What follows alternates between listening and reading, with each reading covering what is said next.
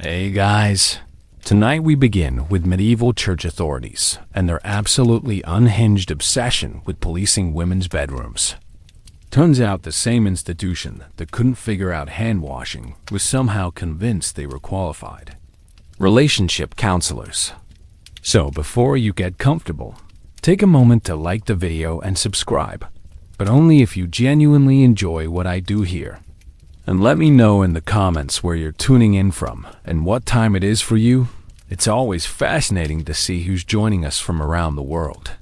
Now dim the lights, maybe turn on a fan for that soft background hum, and let's ease. Tonight's journey together into the wonderfully absurd world of medieval sexual paranoia. Let's start with the biggest misconception about medieval attitudes towards same-sex relationships between women. Most people assume the church was equally obsessed with policing all forms of homosexuality from day one. In reality, lesbian relationships were barely on their radar for centuries, not because they were tolerant, mind you, but because they literally couldn't wrap their heads around the concept of sex without a penis involved. Think of it like your grandmother trying to understand TikTok. She knows something's happening. She's pretty sure she disapproves, but she can't quite figure out what exactly she's mad about. Medieval church fathers spent so much time obsessing over male anatomy that they apparently forgot women had agency beyond baby making and sandwich preparation. This wasn't some enlightened era of rainbow flags and pride parades. It was a time when the same people who thought bathing caused illness somehow appointed themselves as experts on human sexuality. The church's early approach to lesbian relationships was less burn the witches and more wait. What exactly are they doing in there? Followed by several centuries of theological head-scratching and increasingly creative interpretations of biblical passages that may or may not have been about sharing a particularly nice fig. The reality is that medieval Christianity's relationship with female homosexuality was less systematic oppression and more like watching someone try to solve a Rubik's Cube while wearing oven mitts. Lots of fumbling around, occasional bursts of confident wrong moves, and an end result that satisfied absolutely nobody. Medieval Europe wasn't the unified, Christianity-obsessed monolith most people imagine. It was more like a patchwork quilt sewn together by someone who'd never seen a sewing machine and was possibly drunk at the time. Different regions had different laws, different interpretations of Christianity, and different levels of caring about what consenting adults did behind closed doors. The Catholic Church controlled massive amounts of land, wealth, and political power, but their actual day-to-day influence varied wildly depending on where you lived. If you thought modern bureaucracy was inefficient, try running a continent-spanning religious empire with communication technology that maxed out at Guy on a horse carrying a letter. Local bishops often had about as much connection to papal authority as your local McDonald's manager has to corporate headquarters, theoretically part of the same organization, practically making it up as they went along. Medieval women weren't living in some feminist utopia, but they also weren't locked in towers braiding their hair and waiting for rescue. Nuns ran hospitals, abbesses wielded serious political power, and plenty of women managed businesses, owned property, and told their husbands exactly where they could shove their medieval mansplaining. The idea that all medieval women were helpless victims is about as accurate as saying all modern women spend their days baking cookies and discussing their feelings. Monasteries and convents were where things got interesting. These weren't just religious retreats. They were universities, hospitals, libraries, and economic powerhouses all rolled into one.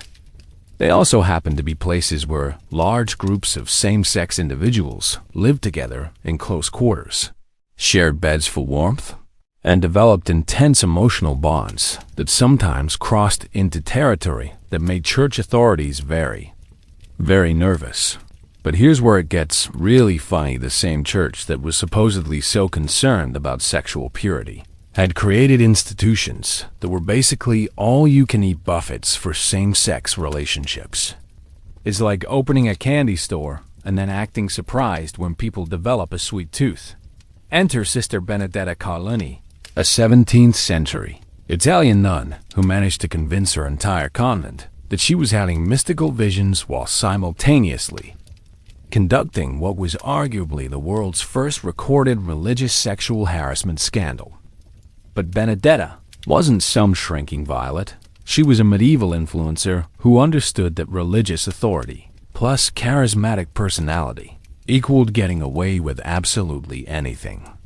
Benedetta claimed she was receiving visions from Jesus himself, which in medieval terms was like claiming you had a direct hotline to celebrity headquarters.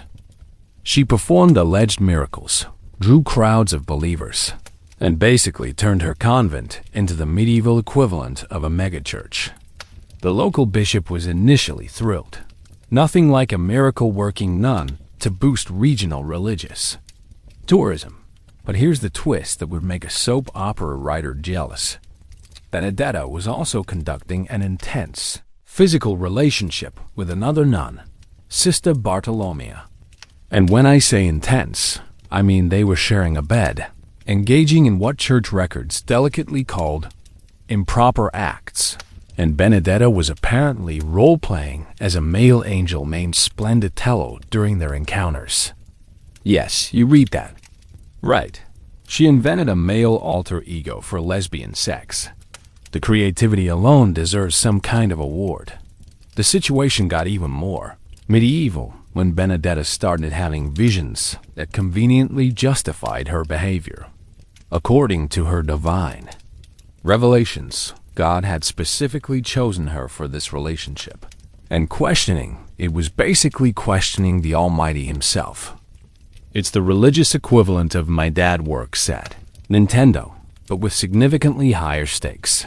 What makes this story absolutely perfect is that the church investigators who eventually caught on were faced with an impossible dilemma. Either Benedetta was a genuine mystic, having real visions, in which case criticizing her was blasphemy, or she was a con artist who had successfully fooled an entire religious community, in which case they looked like idiots. They chose option 3, sweep it under the rug and hope. Nobody wrote a book about it centuries later. The church's final solution was to transfer Benedetta to house arrest, where she lived out her days probably wondering if she should have gone into medieval stand-up comedy instead. Bartolomea, meanwhile, was questioned extensively about their relationship, and her testimony provides some of the most awkwardly specific sexual documentation in medieval church records. Imagine having to explain your sex life to a panel of celibate men who think touching your own elbow is probably sinful. The second-hand embarrassment is overwhelming. And if you think that's peak medieval absurdity, wait until you hear about the theological debates that followed, where serious religious scholars spent actual time arguing about whether supernatural visions could justify lesbian relationships and whether male angels could consent to being impersonated during sex. These are the kinds of questions that keep theologians up at night, apparently. This wasn't just about who was sleeping with whom in medieval convents. The Benedetta case and others like it revealed a massive crack in the foundation of church authority. What happens when your divinely inspired institutions start producing results you definitely didn't order? The Catholic Church had spent centuries building its power on the premise that it was God's exclusive representative on earth. Every pope, bishop, and priest claimed their authority came directly from divine appointment.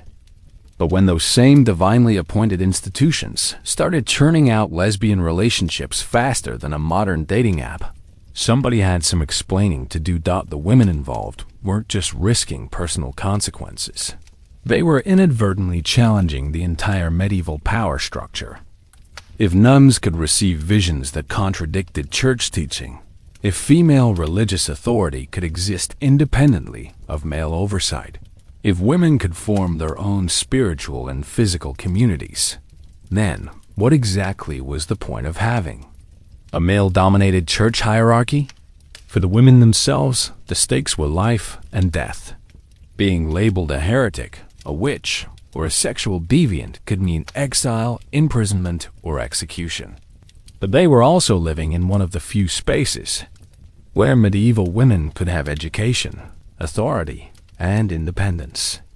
Convents were simultaneously the most restrictive and most liberating places a medieval woman could end. The broader Christian community was watching too. If the church couldn't control its own nuns, how could it claim moral authority over everyone else? Every scandal involving religious women was ammunition for critics, political rivals, and anyone who wanted to see church power diminished. The theological implications were equally messy. If God was supposedly speaking through these women, but they were also engaging in behavior the church condemned, then either God was sending mixed messages or the church was misinterpreting them. Neither option was particularly appealing to medieval religious authorities. But Benedetta was just the beginning of what would become a centuries-long game of theological whack-a-mole. Every time church authorities thought they had female religious sexuality under control, another scandal would pop up somewhere else, usually involving even more creative interpretations of divine will and increasingly elaborate explanations of how God apparently had very specific opinions about medieval bedroom arrangements. The problem wasn't isolated to Italy, or to the 17th century, or even to convents. Across medieval Europe, wherever you found communities of religious women, you found church authorities nervously trying to figure out exactly what was happening behind closed doors and whether they should be more concerned about the salvation of souls or the reputation of the institution. What made this particularly entertaining was that the same church that claimed to have all the answers about morality, sexuality, and divine will kept getting surprised by the creative ways women found to live their lives within religious institutions. It's like claiming to be an expert chef while being constantly baffled by what your own kitchen is producing. Meanwhile, the women themselves were navigating a world where expressing love, forming deep emotional bonds, and finding physical comfort could be simultaneously blessed by God and condemned by his earthly representatives, depending on who was doing the interpreting and what kind of day they were having. The medieval church's approach to female homosexuality was like watching someone try to perform surgery with a rubber chicken. Technically, they were going through the motions, but nobody was quite sure what they were trying to accomplish. Unlike their obsessive, detailed, and frankly disturbing focus on male homosexuality, church authorities treated lesbian relationships with the theological equivalent of, "I can't see you, so you can't see me." This wasn't progressive tolerance. It was institutional incompetence dressed up as divine wisdom. Medieval theologians had spent so much time thinking about penises for purely religious reasons. They assured everyone that they literally couldn't conceive of sex that didn't involve one.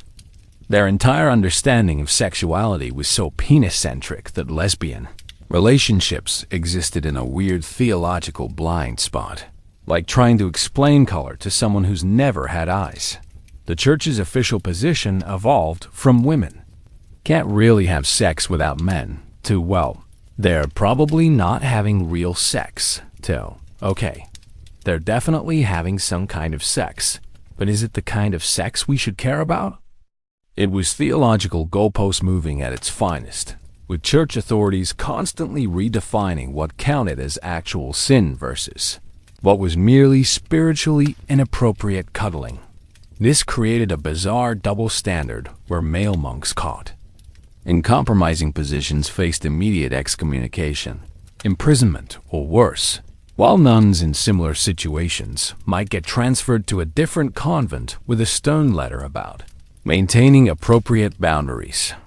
It's like the difference between being arrested for Grand Theft Auto versus getting a parking ticket for spiritual jaywalking. What makes this even more ridiculous is that medieval church authorities were simultaneously convinced that women were more sexually voracious and morally weaker than men, yet somehow also believed they were incapable of meaningful sexual relationships with each other. The logical inconsistency alone should have given them theological whiplash. Take the case of the Abbey of Quedlinburg in 12th century Germany, where Abbess Adelheid apparently ran the place like a medieval lesbian commune with delusions of divine grandeur. Church inspectors arrived to find nuns sharing beds, exchanging rings, and conducting private ceremonies that looked suspiciously like medieval wedding rituals. The investigator's report reads like someone trying to describe a pride parade using only euphemisms from a Victorian etiquette manual. One nun allegedly embraced another with unseemly affection during morning prayers, which in medieval church speak translates to "they were making out in chapel." Another pair was discovered sharing garments in a manner suggesting inappropriate intimacy, which probably means they were wearing each other's habits. But the investigators wrote it down like they'd uncovered evidence of a supernatural lesbian clothing conspiracy. The most entertaining part of the Quedlinburg investigation was the theological crisis it triggered. The Abbey had been producing excellent illuminated manuscripts, running successful schools, and managing extensive agricultural operations. By all objective measures, God was clearly blessing their work. But if God was blessing their work, how could their relationships be sinful? And if their relationships were sinful, why was God apparently rewarding them with worldly success? Church authorities solved this puzzle with the medieval equivalent of "it's complicated." They decided the nuns' good works were divinely inspired despite their personal relationships, not because of them. It's theological mental gymnastics that would make modern politicians proud. Meanwhile, at the convent of St. Anna in 14th century Florence, Sister Margarita and Sister Caterina were conducting what church records describe as a spiritual marriage, complete with exchanged vows, shared property, and what investigators delicately termed marital duties. The local bishop initially approved of their deep spiritual bond, until someone explained to him what marital duties actually meant in this context. The resulting investigation produced some of the most unintentionally hilarious documentation in medieval church history. Investigators questioned other nuns about whether they had observed unusual sounds coming from Margarita and Caterina's shared cell, whether the pair had been seen embracing with unseemly frequency, and whether their relationship exhibited signs of carnal knowledge inappropriate to their vows. One witness testified that she had seen them kiss with the passion of married persons, while another reported they shared meals from a single bowl in the manner of lovers. The investigators dutifully recorded every euphemistic detail, apparently unaware they were creating what would become the medieval equivalent of erotic fan fiction disguised as official church documents. The Florence case gets even better when you realize the investigating bishops had to consult with papal authorities about what exact punishment fit this particular crime. The papal response essentially boiled down to, "We're not really sure this counts as the kind of sodomy we usually punish, so maybe just tell them to knock it off and see what happens." At the Abbey of Fontevraud in France, things got so complicated that church authorities just gave up trying to police same-sex relationships and instead focused on making sure the nuns weren't forming their own independent religious movement. By the 13th century, Fontevraud had become famous for its special friendships between nuns, its female religious leaders who answered to no male authority, and its suspicious lack of concern about what Rome thought of their unconventional practices. The odd Abbey solution was brilliant. They claimed their relationships were modeled on Christ's love for his disciples, which made criticizing them tantamount to criticizing Jesus himself.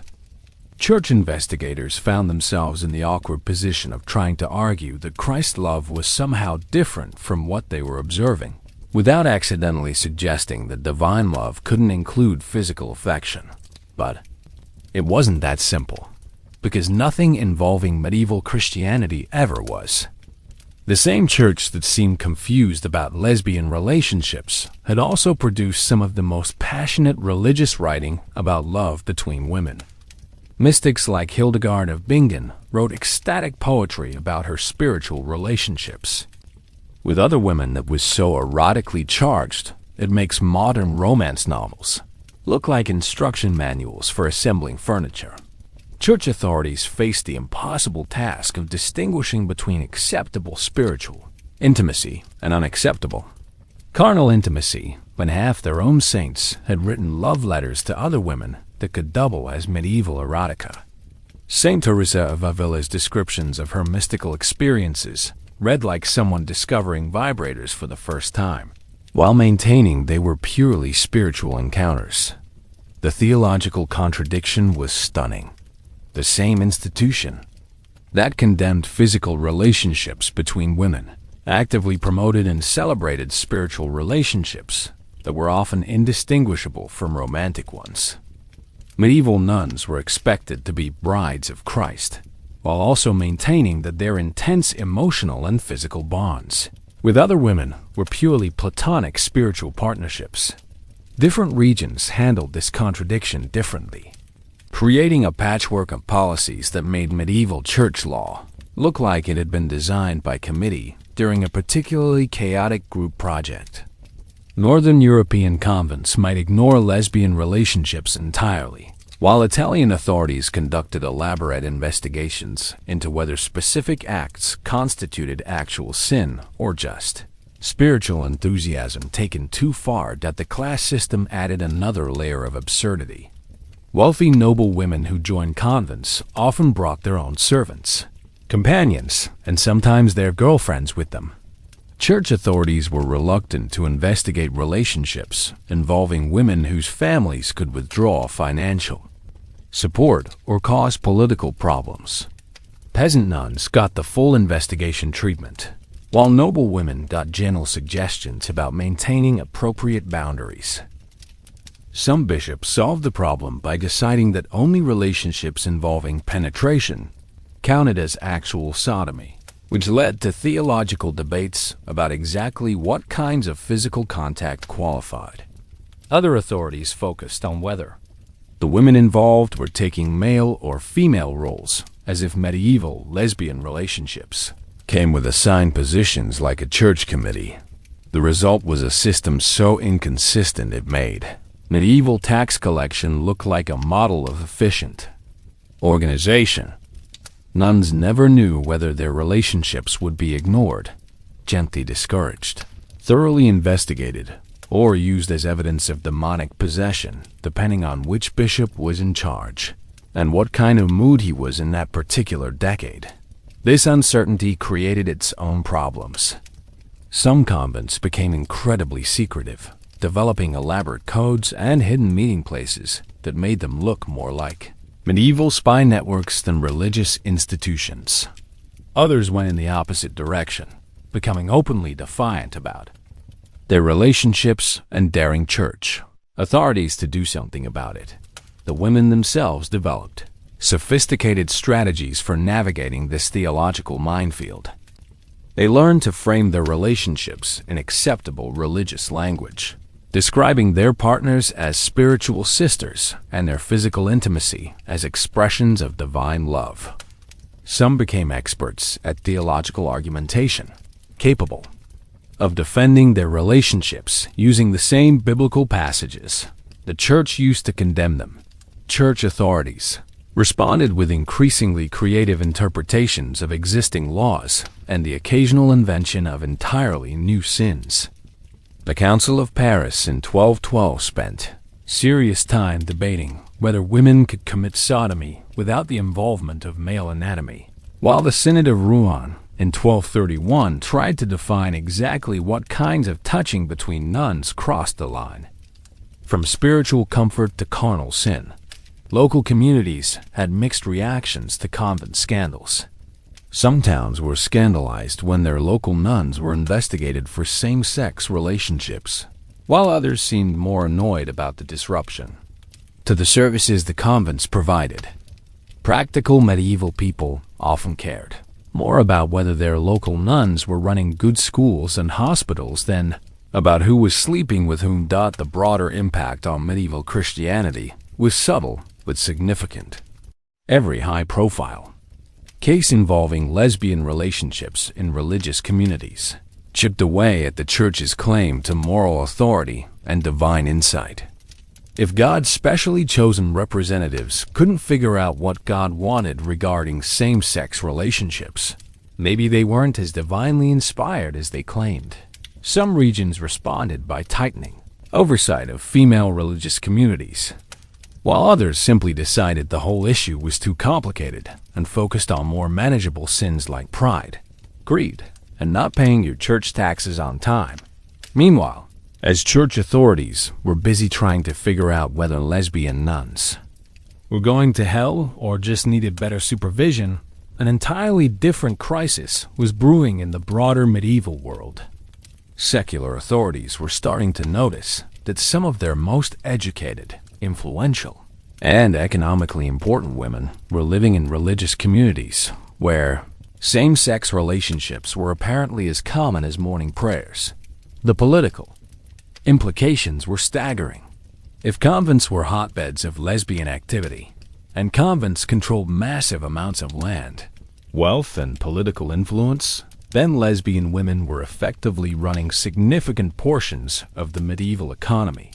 Kings and nobles who had been happy to let nuns manage their affairs suddenly started wondering whether their financial advisors and political allies were more interested in each other than in serving male authority.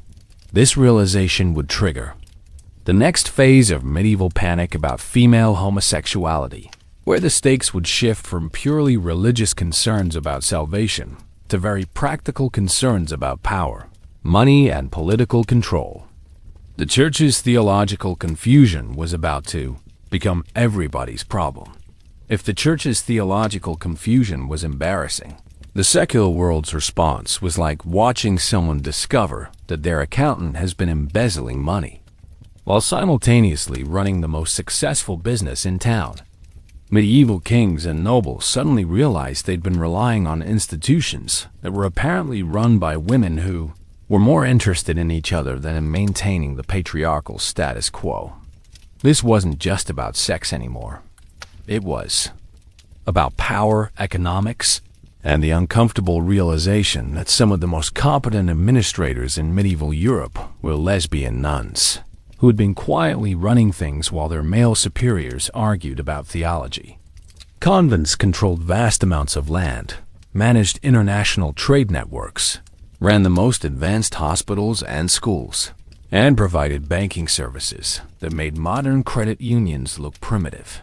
The secular authorities' dawning awareness of this situation was like that moment when you realize your teenager has been using your credit card to buy cryptocurrency.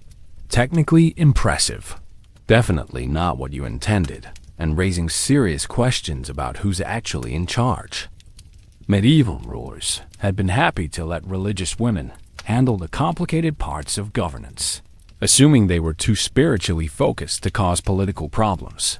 Turns out, women who were spiritually focused enough to dedicate their lives to God were also organized enough to create shadow economies, international communication networks, and power structures that operated largely independently of male oversight. And if these women were forming romantic relationships with each other, they were potentially more loyal to their partners than to the kings and nobles who thought they owned their services. The political implications were staggering. If your most trusted advisors, your most reliable tax collectors, and your most skilled diplomats were all part of a social network that prioritized relationships you didn't understand or control, then maybe you weren't as much in charge as you thought. Medieval masculinity was having its first major identity crisis. Consider the case of Eleanor of Aquitaine's relationship with the Abbey of Fontevraud, which became the medieval equivalent of a lesbian-run consulting firm with international reach and suspiciously effective results. Eleanor, one of the most powerful women in medieval Europe, chose to be buried at Fontevraud despite having her pick of prestigious religious sites. The abbey had been run by a series of abbesses who maintained special relationships with their subordinates and somehow managed to accumulate wealth and influence that made some kingdoms jealous. The abbey's success was too impressive to ignore. They negotiated favorable trade agreements across Europe, managed complex financial transactions that required sophisticated understanding of international markets, and maintained diplomatic relationships that bypassed traditional male-dominated channels.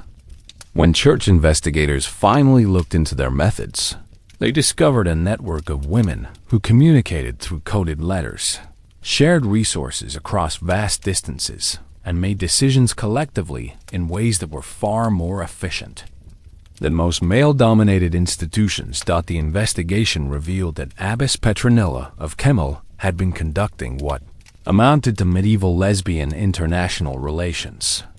She maintained correspondence with abbesses across Europe, arranged marriages for noble families, negotiated peace treaties between warring factions, and managed the abbey's finances with skill that impressed even skeptical male auditors.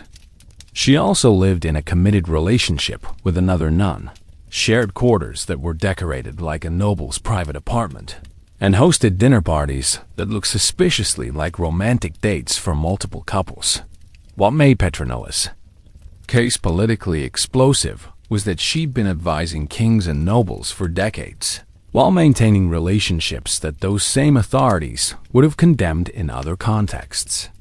Henry II of England had relied on her counsel for major diplomatic decisions, apparently unaware that his trusted advisor was part of a network of women whose primary loyalties were to each other rather than to male political authorities. The secular investigation that followed was like watching someone try to untangle Christmas lights while wearing oven mitts and being blindfolded. Investigators discovered that the abbey's financial records were kept in a code that required knowledge of intimate relationships between the nuns to decipher. Property transfers were often disguised as religious donations, but actually represented wealth being moved between women who were essentially married to each other, in everything but church-sanctioned name. More disturbing for male authorities was the discovery that this wasn't unique to Fontevraud. Similar networks existed across Europe, with abbesses and their partners maintaining communication, sharing resources, and coordinating policies that affected international trade, military recruitment, and political alliances. The medieval world had apparently developed a shadow government run by lesbian nuns, and nobody in official authority had noticed. The case of Abbess Herod of Landsberg provides another perfect example of how these networks operated. Herod ran the Abbey of Hohenberg, which produced some of the most sophisticated educational materials in medieval Europe. Her Hortus Deliciarum, Garden of Delights, was an illustrated encyclopedia that demonstrated knowledge of astronomy, mathematics, theology, history, and natural sciences that surpassed most universities. But Herod also lived in a relationship with another nun that was so obvious even medieval church authorities couldn't ignore it.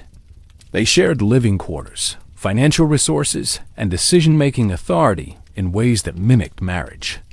More importantly, they'd created an educational system that trained women to be administrators, diplomats, financial managers, and scholars, essentially creating a medieval feminist institution disguised as a convent.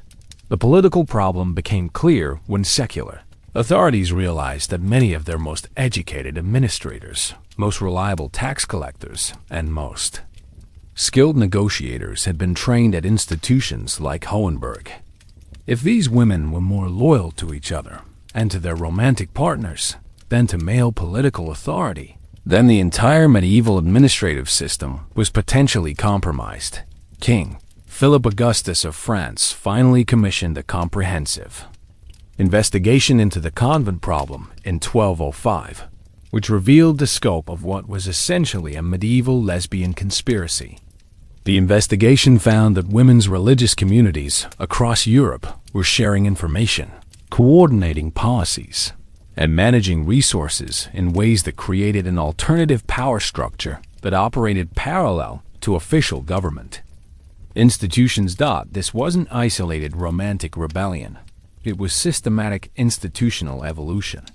Across medieval Europe, wherever you found successful women's religious communities, you found the same pattern: highly competent administration, suspicious financial success, international networks of communication and cooperation, and relationships between women that looked remarkably like marriages.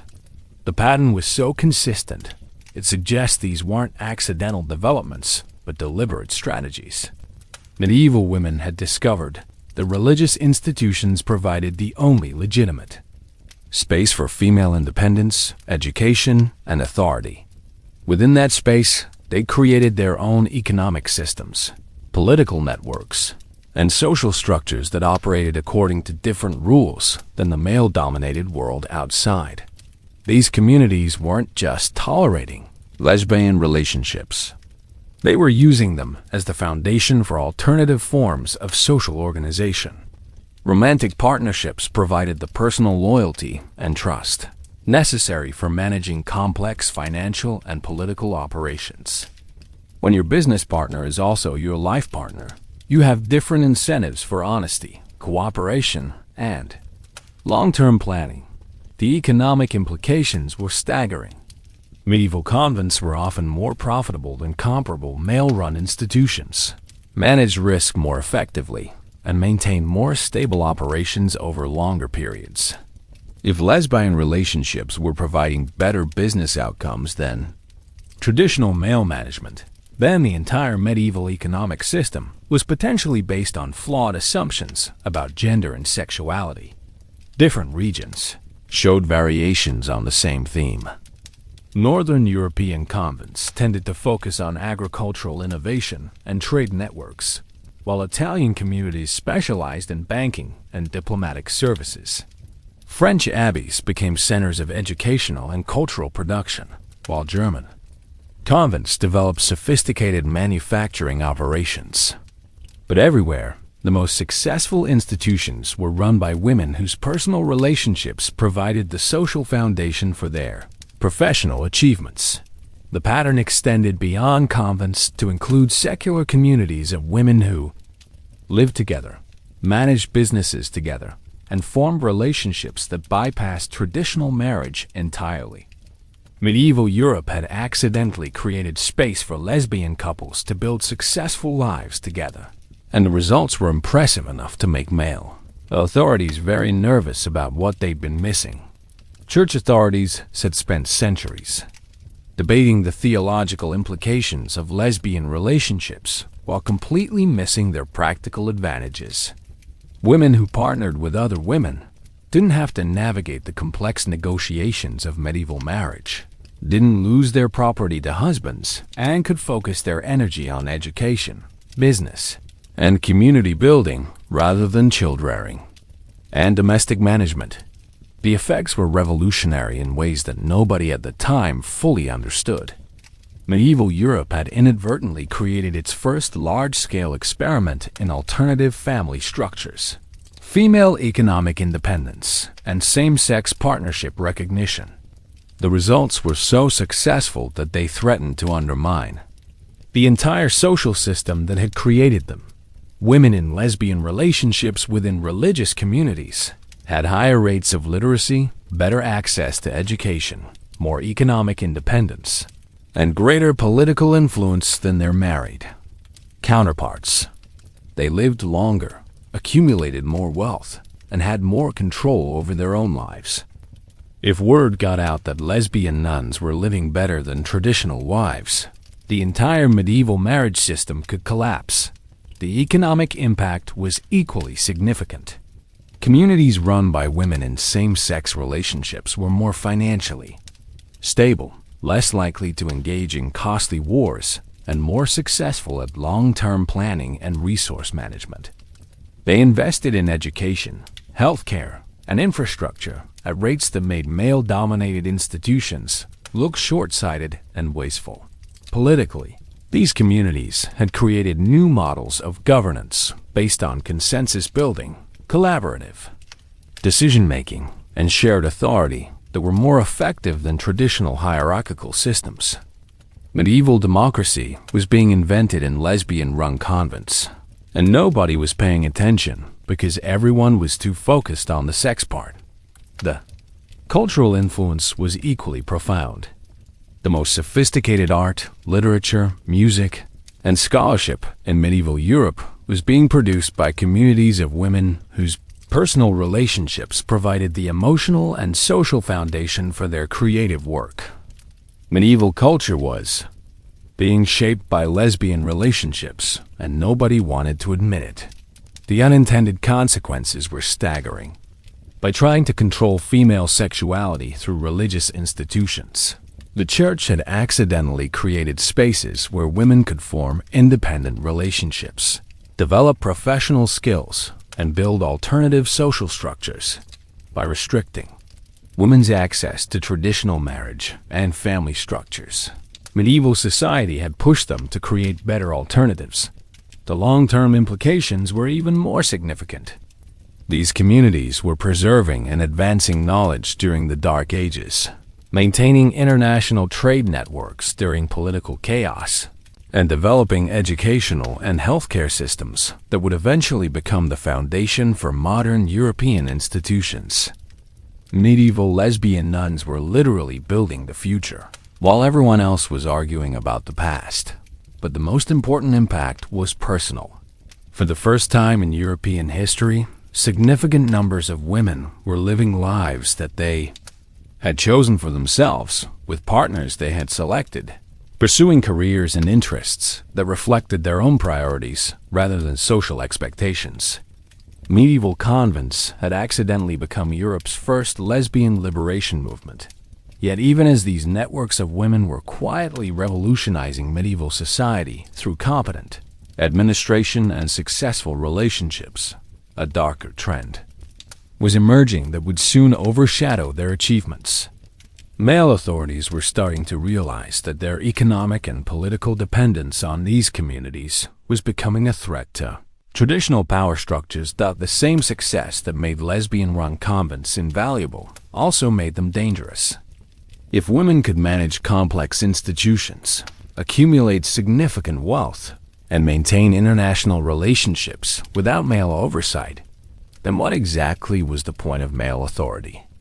The medieval world was facing its first major challenge to patriarchal assumptions, and the response would be swift, violent, and absolutely devastating for the women who had created these alternative communities. The transition from theological confusion and political concern to active persecution was about to begin, and it would transform medieval attitudes toward female homosexuality from bemused tolerance to systematic oppression. The same creativity and competence that had made these women successful would soon make them targets, and the medieval world would lose one of its most innovative and effective social experiments to fear: jealousy and the desperate need to maintain traditional power structures at any cost. Let's dive into some of the most entertaining scandals that had medieval church authorities clutching their rosaries and questioning their life choices. Because nothing says divine comedy quite like celibate men trying to investigate lesbian relationships with the theological sophistication of toddlers trying to understand quantum physics. The scandal of San Antonio in 13th century Tuscany deserves its own Netflix series. Sister Caterina and Sister Elisabetta had been running the convent's finances so successfully that they'd accumulated enough wealth to loan money to local nobles. But when a visiting bishop discovered they were also sharing a bed, conducting their own marriage ceremony, and essentially operating as medieval Italy's first lesbian power couple, the theological meltdown was spectacular. The bishop's investigation report reads like someone trying to describe a unicorn to people who've never seen horses. He noted that their spiritual union appeared to manifest through physical expressions of divine love that exceeded conventional bounds of sisterly affection. Medieval speak for, they were definitely having sex, but I literally don't know how to write that in a church document. What made this scandal particularly delicious was that Katerina and Elisabetta had been so successful at managing the convent's affairs that they'd attracted donations from across Europe. Wealthy families were sending their daughters to be educated by these women specifically because of their reputation for excellence. When the bishop tried to separate them, he faced a revolt not just from the nuns, but from the noble families who threatened to withdraw their support if their favorite administrators were punished for being too good at their jobs. The resolution was peak medieval bureaucracy. The bishop officially condemned their excessive attachment, while privately arranging for them to be transferred together to a different convent, where they could continue their relationship under a new abbess who had been carefully instructed to develop sudden blindness regarding sleeping arrangements. Problem solved through creative geography and institutional amnesia. Meanwhile, at the Abbey of Saint-Radegonde in France, the scandal wasn't just about relationships. It was about Sister Margot, who had convinced half the convent that she was receiving divine visions that specifically endorsed lesbian partnerships as the highest form of Christian love. Her theological arguments were so sophisticated that when investigators arrived, they found themselves debating biblical interpretation with a woman who knew Scripture better than they did and had developed a theological framework that made their objections look like amateur hour. Margot's masterstroke was claiming that male-female relationships were spiritually inferior because they were based on physical differences that emphasized bodily concerns, while female-female relationships transcended physical limitations to achieve pure spiritual unity. It was theological jujitsu that turned traditional arguments about spiritual hierarchy completely upside down, and the investigators spent weeks trying to figure out how to refute arguments that sounded more Christian than their own positions. But the real story wasn't the individual scandals.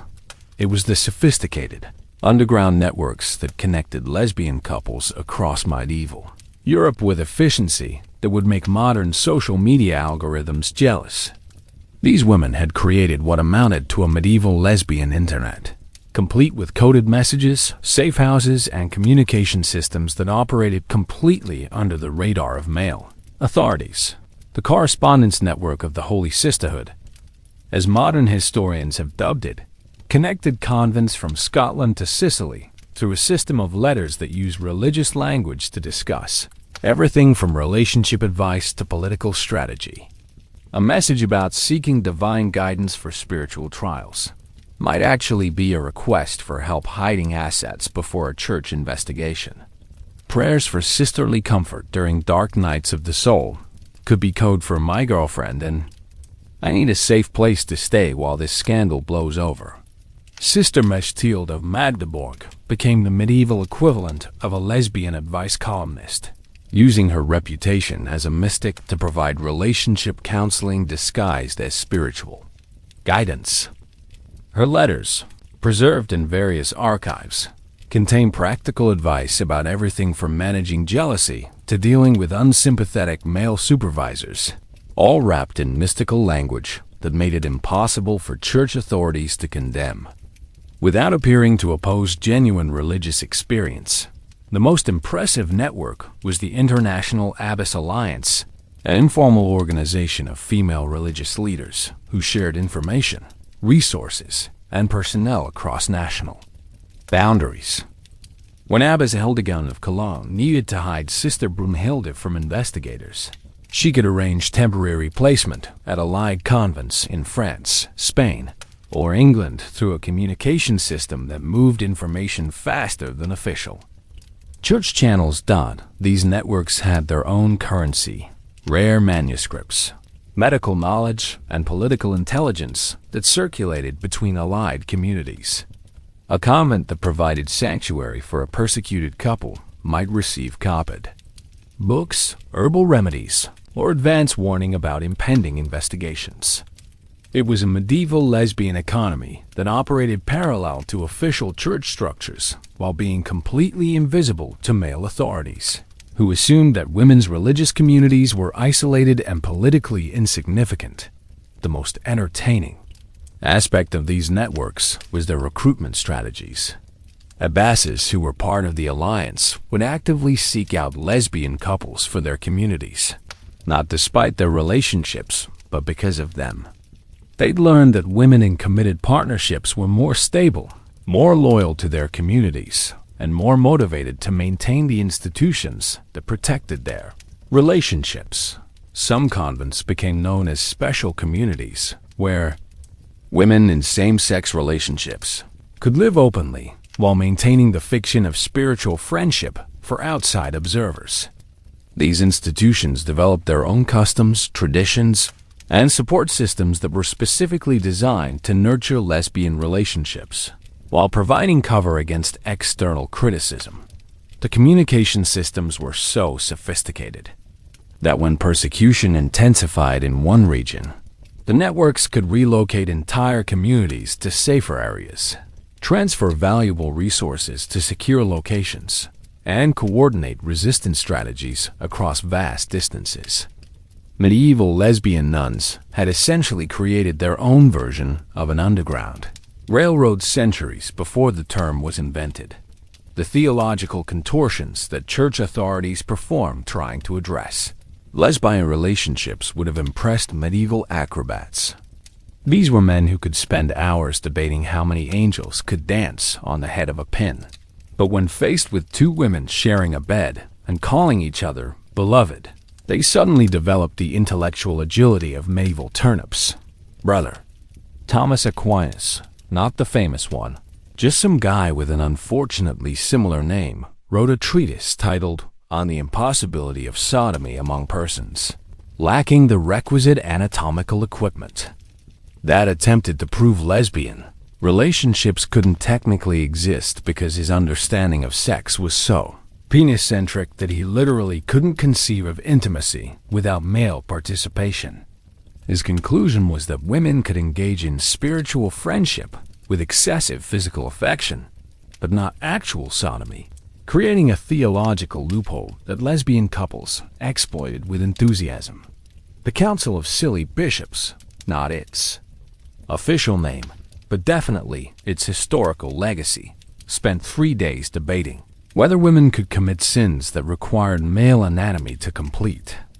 The debate transcripts reveal grown men arguing about the spiritual implications of different types of touching, the theological significance of penetration, and whether divine judgment applied to activities that they couldn't figure out how to categorize in their existing framework of sexual sin. Cardinal Giovanni de Ridicolo. Okay, I made up his name, but his actual arguments were equally absurd. Proposed the dildo doctrine, which held that lesbian relationships only became sinful if artificial implements were involved that mimicked male anatomy. This created the bizarre situation where church authorities were essentially conducting medieval sex toy investigations to determine the spiritual status of relationships between nuns. The theological creativity reached peak absurdity with the intent doctrine, which held that lesbian relationships were only sinful if the participants were deliberately trying to replicate male-female sexual dynamics. This required investigators to interrogate women about their motivations, their role-playing preferences, and their understanding of gender performance. Conversations that must have been spectacularly uncomfortable for everyone involved. Some theologians attempted to solve the lesbian problem by declaring that women were incapable of experiencing true sexual desire, which meant that any physical affection between women must be spiritually motivated rather than carnally inspired. This women don't actually want sex doctrine allowed church authorities to maintain that lesbian relationships weren't really sexual, even when they obviously were. The most entertaining theological error was the contagion theory, which held that lesbian relationships spread through communities, like spiritual diseases that could be cured through proper supervision and regular exposure to male authority. This led to treatment programs that involved forcing lesbian couples to spend time with married women who could model proper heterosexual behavior, apparently under the assumption that heterosexuality was contagious if administered in sufficient doses. These theological gymnastics created a system where the same relationship could be simultaneously blessed as spiritual friendship and condemned as carnal sin, depending on which expert was doing the evaluation and what kind of mood they were in that particular week. Medieval lesbian couples developed cover-up strategies that would make modern politicians weep with envy. These women turned hiding relationships into an art form that combined creative writing, performance art, and theological sophistication in ways that consistently fooled supposedly intelligent male authorities. The mystical vision excuse was a particular favorite. Sister Adelheid of Quedlinburg claimed that Christ himself had appeared to her in a vision and commanded her to share a bed with Sister Kunigunde for spiritual purposes. When investigators questioned this arrangement, Adelheid produced increasingly elaborate descriptions of her divine revelations, complete with specific instructions about sleeping positions that were allegedly necessary for proper reception of heavenly guidance. The medical necessity defense involved convincing male authorities that certain physical arrangements were required for health reasons. Sister Marguerite of Cluny persuaded her male supervisor that she needed to share body heat with Sister Agnes because of a rare condition that made her dangerously susceptible to cold. The fact that this condition apparently required them to sleep naked together was justified through creative interpretation of medical texts that male authorities were too embarrassed to investigate closely. Some couples used the administrative efficiency excuse, claiming that sharing quarters allowed them to work longer hours on important convent business. Abbess Bertha and Sister Gisela convinced investigators that their shared living arrangements were purely practical decisions designed to maximize their productivity in managing the convent's extensive agricultural operations. The fact that their work sessions involved suspicious amounts of giggling and required locked doors was explained as necessary concentration techniques for complex financial calculations. The spiritual mentorship program allowed older nuns to justify intimate relationships with younger women by claiming they were providing intensive religious education that required close personal supervision. Sister Mechthild convinced her bishop that proper mystical training could only be transmitted through direct physical contact that facilitated the transfer of spiritual energy between teacher and student. The bishop apparently never questioned why this energy transfer required them to spend entire nights in the same bed. Perhaps the most audacious cover-up was the divine marriage ceremony, performed by Sister Hildegard and Sister Richardess, who convinced their entire community that they had received a vision instructing them to conduct a marriage ceremony that would unite them spiritually for eternity. They managed to get other nuns to serve as witnesses, and even convinced a visiting priest to bless their union by telling him it was a new form of consecration ceremony designed to deepen their commitment to religious life.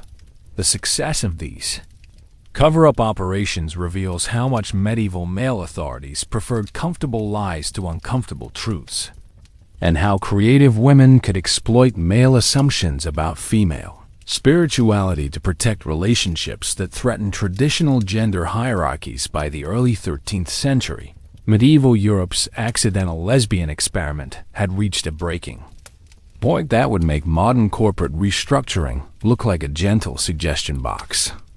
Male religious and secular authorities had spent decades watching women's communities accumulate wealth, influence, and independence while engaging in relationships that fundamentally challenged everything medieval society claimed to believe about gender, sexuality, and power.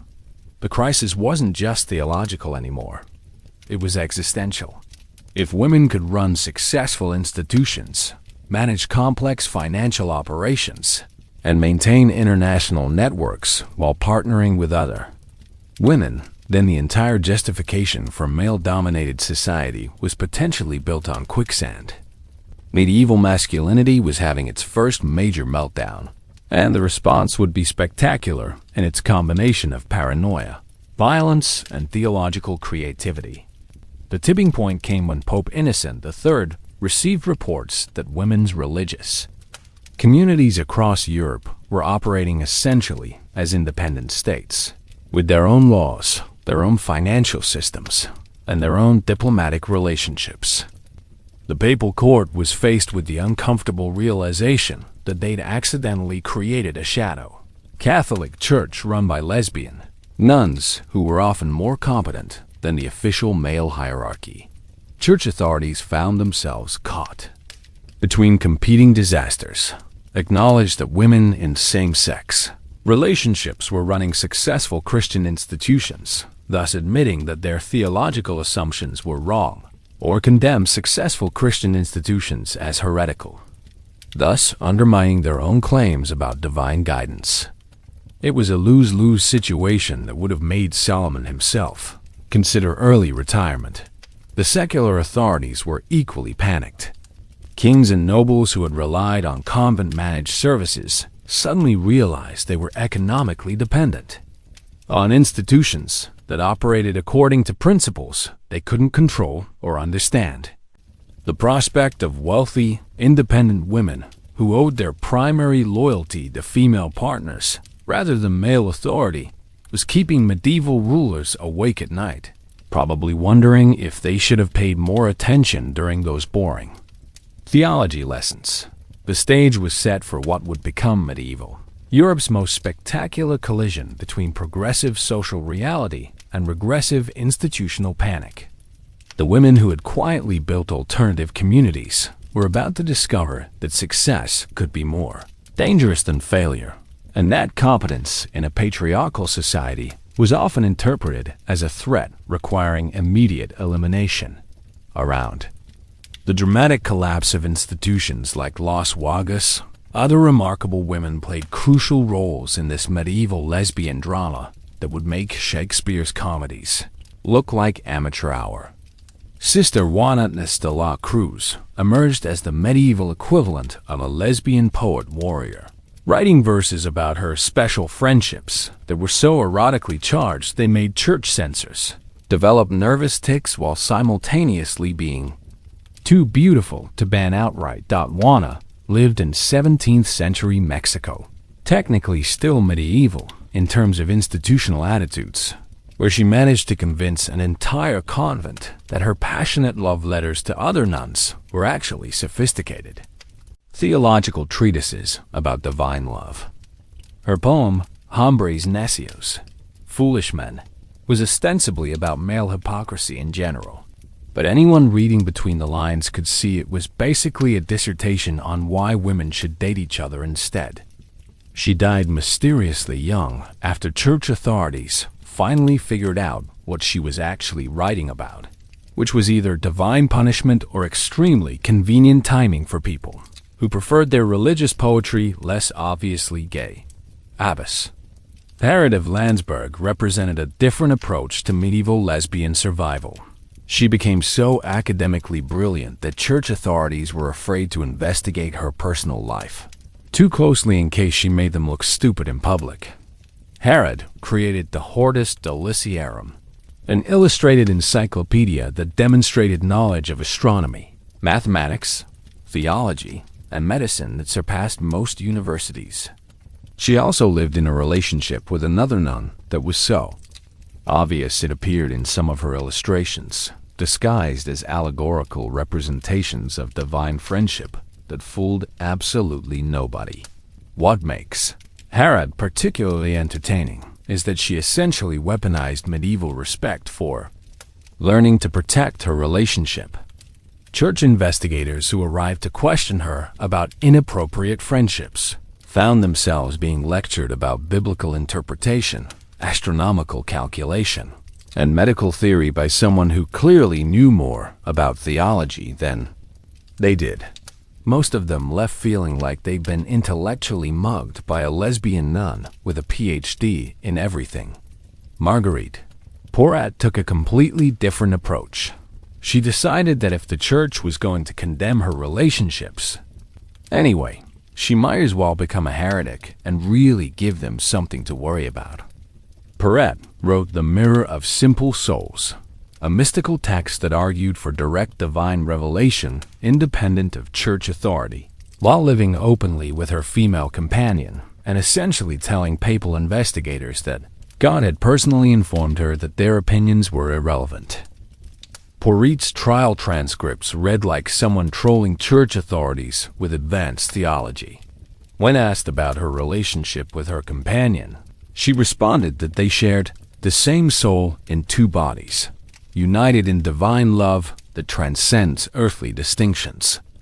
When pressed about whether this included physical intimacy, she allegedly replied that God's love manifests through all aspects of human connection, and questioning divine love through human limitations reveals more about the questioner than the questioned. She was eventually burned at the stake, but not before forcing church authorities to admit they couldn't actually refute her. Theological arguments. Saint Hildegard of Bingen represents the ultimate example of medieval lesbian overachievement.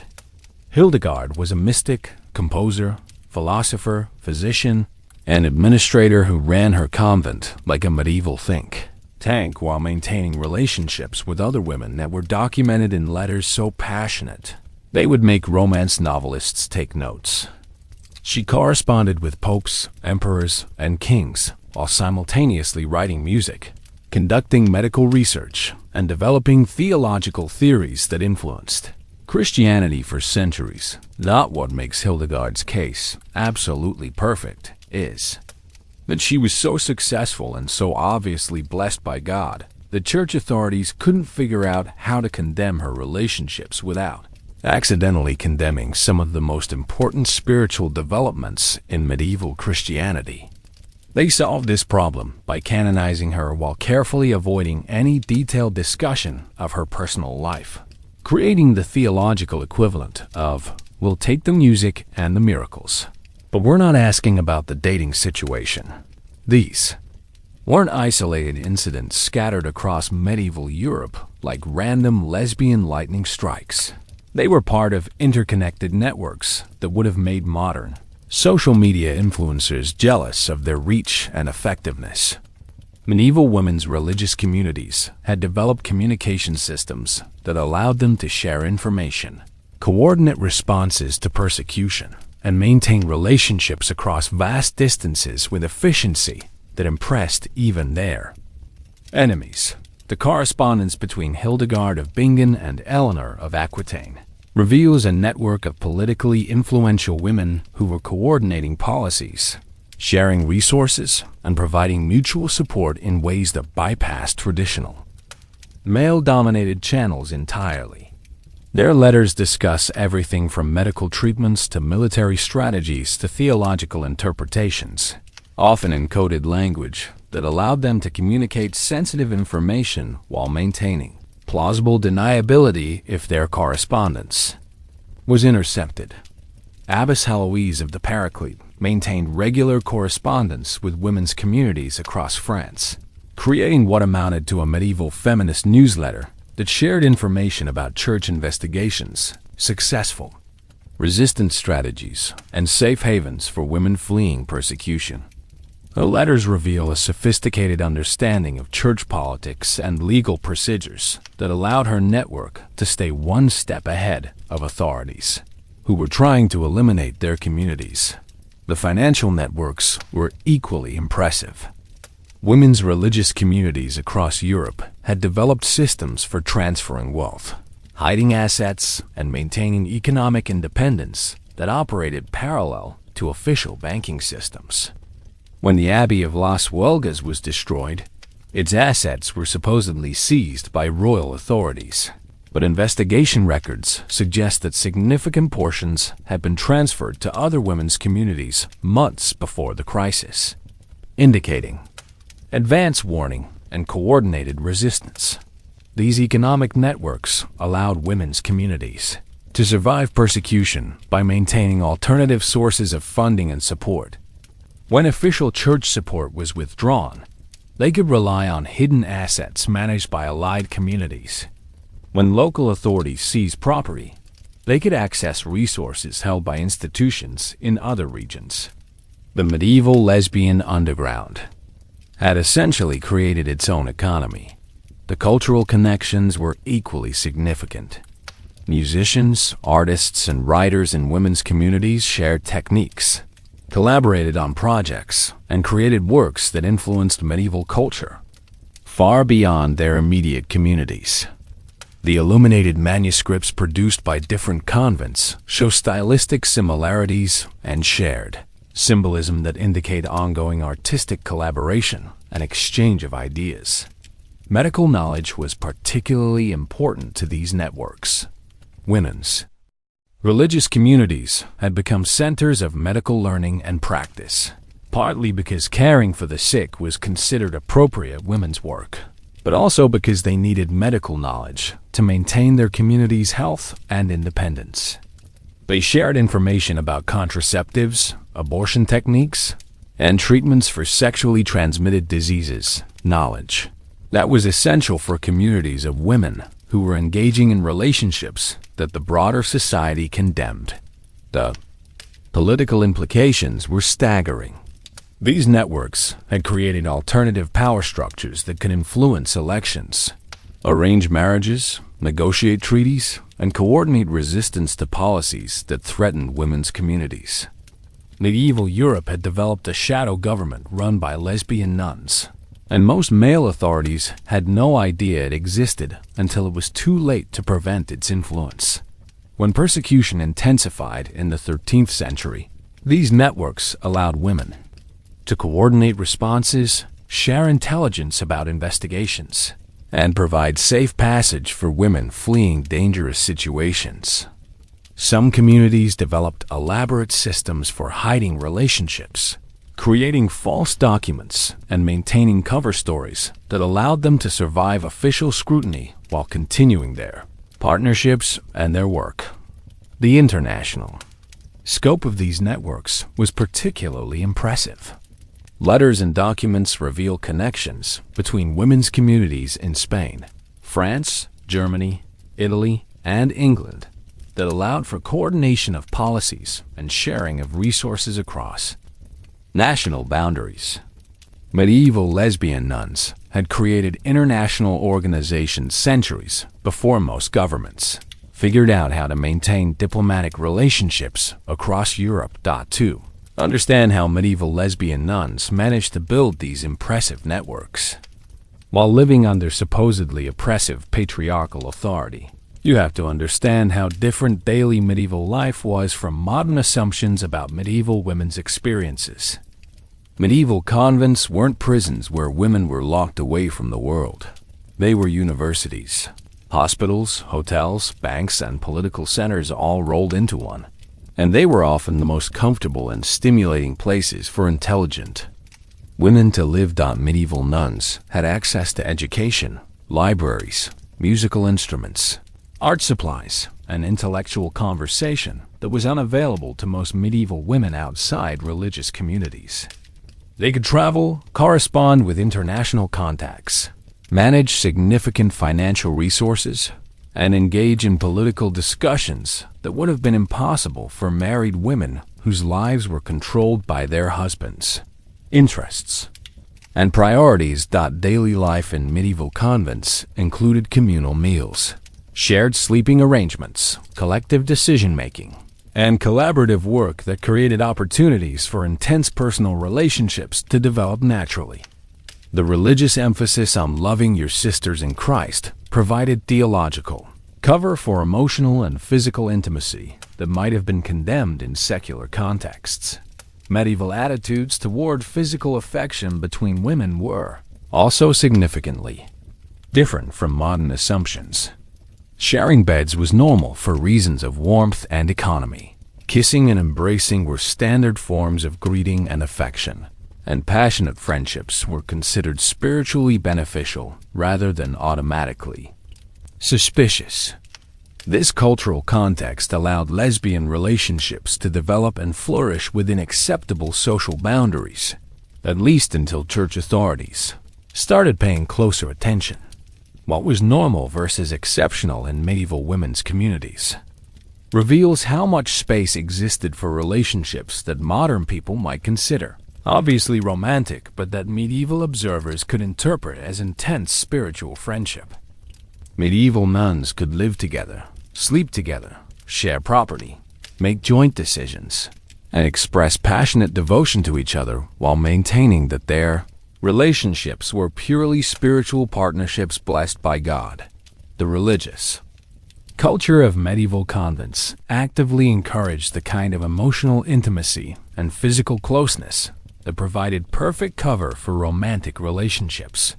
Nuns were expected to love each other deeply, support each other through difficulties, and maintain lifelong bonds of affection and loyalty. The line between spiritual love and romantic love was often deliberately blurred, creating space for relationships that satisfied both emotional and physical needs, while remaining technically within acceptable religious boundaries. This cultural context helps explain how women like Hildegard of Bingen could write passionate love letters to other women while being celebrated as a saint, or how communities like Las Huelgas could operate essentially as lesbian kingdoms while maintaining official church approval for decades. Medieval religious culture had created space for women's relationships that was much larger than the official theological position suggested, and creative women took full advantage of that space. Perhaps most deliciously ironic was the fact that the same church that condemned lesbian relationships had created institutions that were essentially lesbian relationship incubators operating at maximum efficiency. Medieval Christianity's attempt to control female sexuality by separating women from men had accidentally created the perfect environment for women to form romantic relationships with each other, complete with institutional support, financial independence, and theological justification. The contradictions were staggering and apparently invisible to male church authorities, who couldn't see past their own assumptions. They created communities where women lived together, slept together, shared resources, made decisions collectively, and were encouraged to love each other deeply, then acted surprised when some of these relationships became romantic. It's like opening a dating service and then being shocked when people start dating. Even more absurd was the church's simultaneous celebration and condemnation of the same relationships.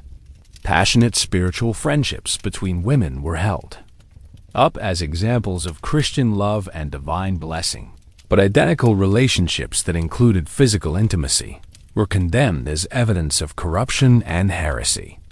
The only difference was what happened behind closed doors, which church authorities supposedly shouldn't have been thinking about anyway, if they were truly focused on spiritual matters. The economic contradictions were equally ridiculous.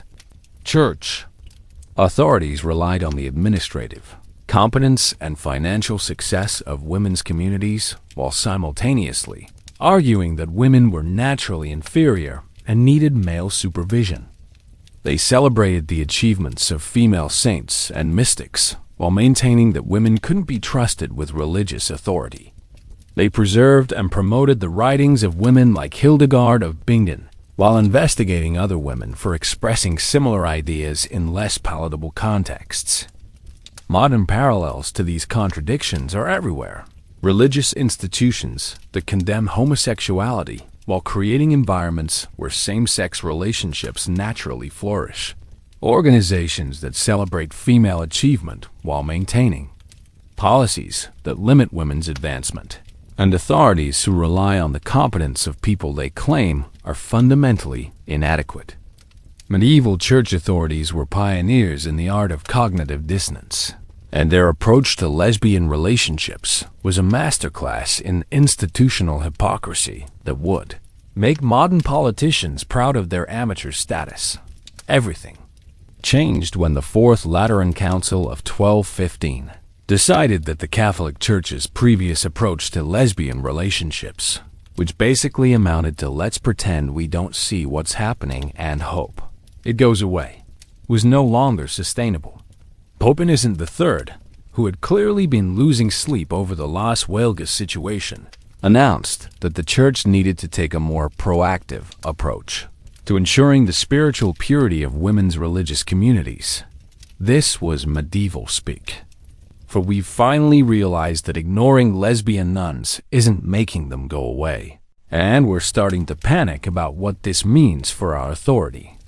The council's decisions marked the transition from theological confusion to systematic oppression, from bureaucratic incompetence to organized persecution, and from accidentally creating lesbian-friendly institutions to deliberately destroying them. The key change was that church authorities finally admitted they had a problem they couldn't solve through wishful thinking and creative biblical interpretation. For centuries, they'd been treating lesbian relationships in religious communities like that weird noise your car makes that you keep meaning to get checked but never quite get around to addressing.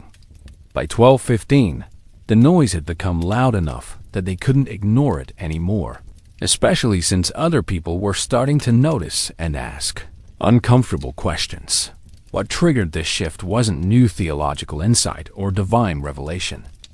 It was political pressure from secular authorities, who were tired of being economically dependent on institutions they couldn't control. Kings and nobles had figured out that their most competent administrators and advisors were women whose primary loyalties were to female partners rather than male authority, and they wanted this situation corrected immediately. The church found itself caught between contradictory pressures: maintain the successful institutions that provided essential services and generated significant income, or eliminate the relationships that made those institutions successful but challenged traditional authority structures. They chose to prioritize authority over effectiveness, setting a precedent that would influence church policy for centuries and generally make everything worse for everyone involved. The theological justification for this shift was creative enough to win awards for innovative biblical interpretation. Church authorities suddenly discovered that passages they'd previously ignored or interpreted as supporting spiritual friendship actually condemned lesbian relationships in ways that had somehow escaped notice for over 1,000 years. It was like finding out that your favorite song lyrics actually mean something completely different when you really listen carefully, except with more eternal damnation and fewer catchy melodies. The practical justification was more honest. Women's religious communities had become too independent, too successful, and too influential for male comfort. The shift represented medieval society's conscious decision to prioritize male authority over institutional effectiveness, even when that choice resulted in measurably worse outcomes for education, healthcare, economic management, and social services. The implementation of this new policy was like watching someone try to perform surgery with a sledgehammer. Technically, it accomplished the goal of making changes, but the collateral damage was spectacular, and the patient didn't survive the treatment. Church authorities approached the destruction of successful women's communities with the efficiency of a medieval bureaucracy, which is to say, they managed to make everything more complicated while achieving less desirable results. The first step was establishing new oversight requirements that placed every women's religious community under direct male supervision. This wasn't just adding a male advisor or consultant. It was installing male administrators with authority to override decisions made by women who had been successfully managing these institutions for generations. It's like hiring someone to supervise your grandmother's cooking because you're worried she might be enjoying it too much. Resistance to change came from predictable sources and took forms that would have impressed modern civil rights organizers. Abbesses who had been running successful communities for decades suddenly found themselves being lectured about proper administration by men who had never managed anything more complex than their own breakfast. Some responded with diplomatic protests that pointed out the logical inconsistencies in replacing successful management with inexperienced supervision. Others chose more creative forms of resistance. The abbess of St. Foy supposedly responded to her new male supervisor by requiring him to attend all administrative meetings, then scheduling those meetings for dawn daily and conducting them entirely in Latin, theological terminology that she knew he couldn't follow. Within a month, he was begging to be transferred to a nice, simple monastery where the worst problems involved monks brewing illegal beer rather than abbesses, who could make him feel intellectually inadequate before breakfast. Some communities attempted compromise by accepting male oversight while maintaining practical female control through creative interpretation of the new requirements. They appointed male supervisors who were elderly, incompetent, or easily managed, then continued operating as they always had while providing regular reports that technically complied with new regulations, while revealing nothing useful about actual community operations.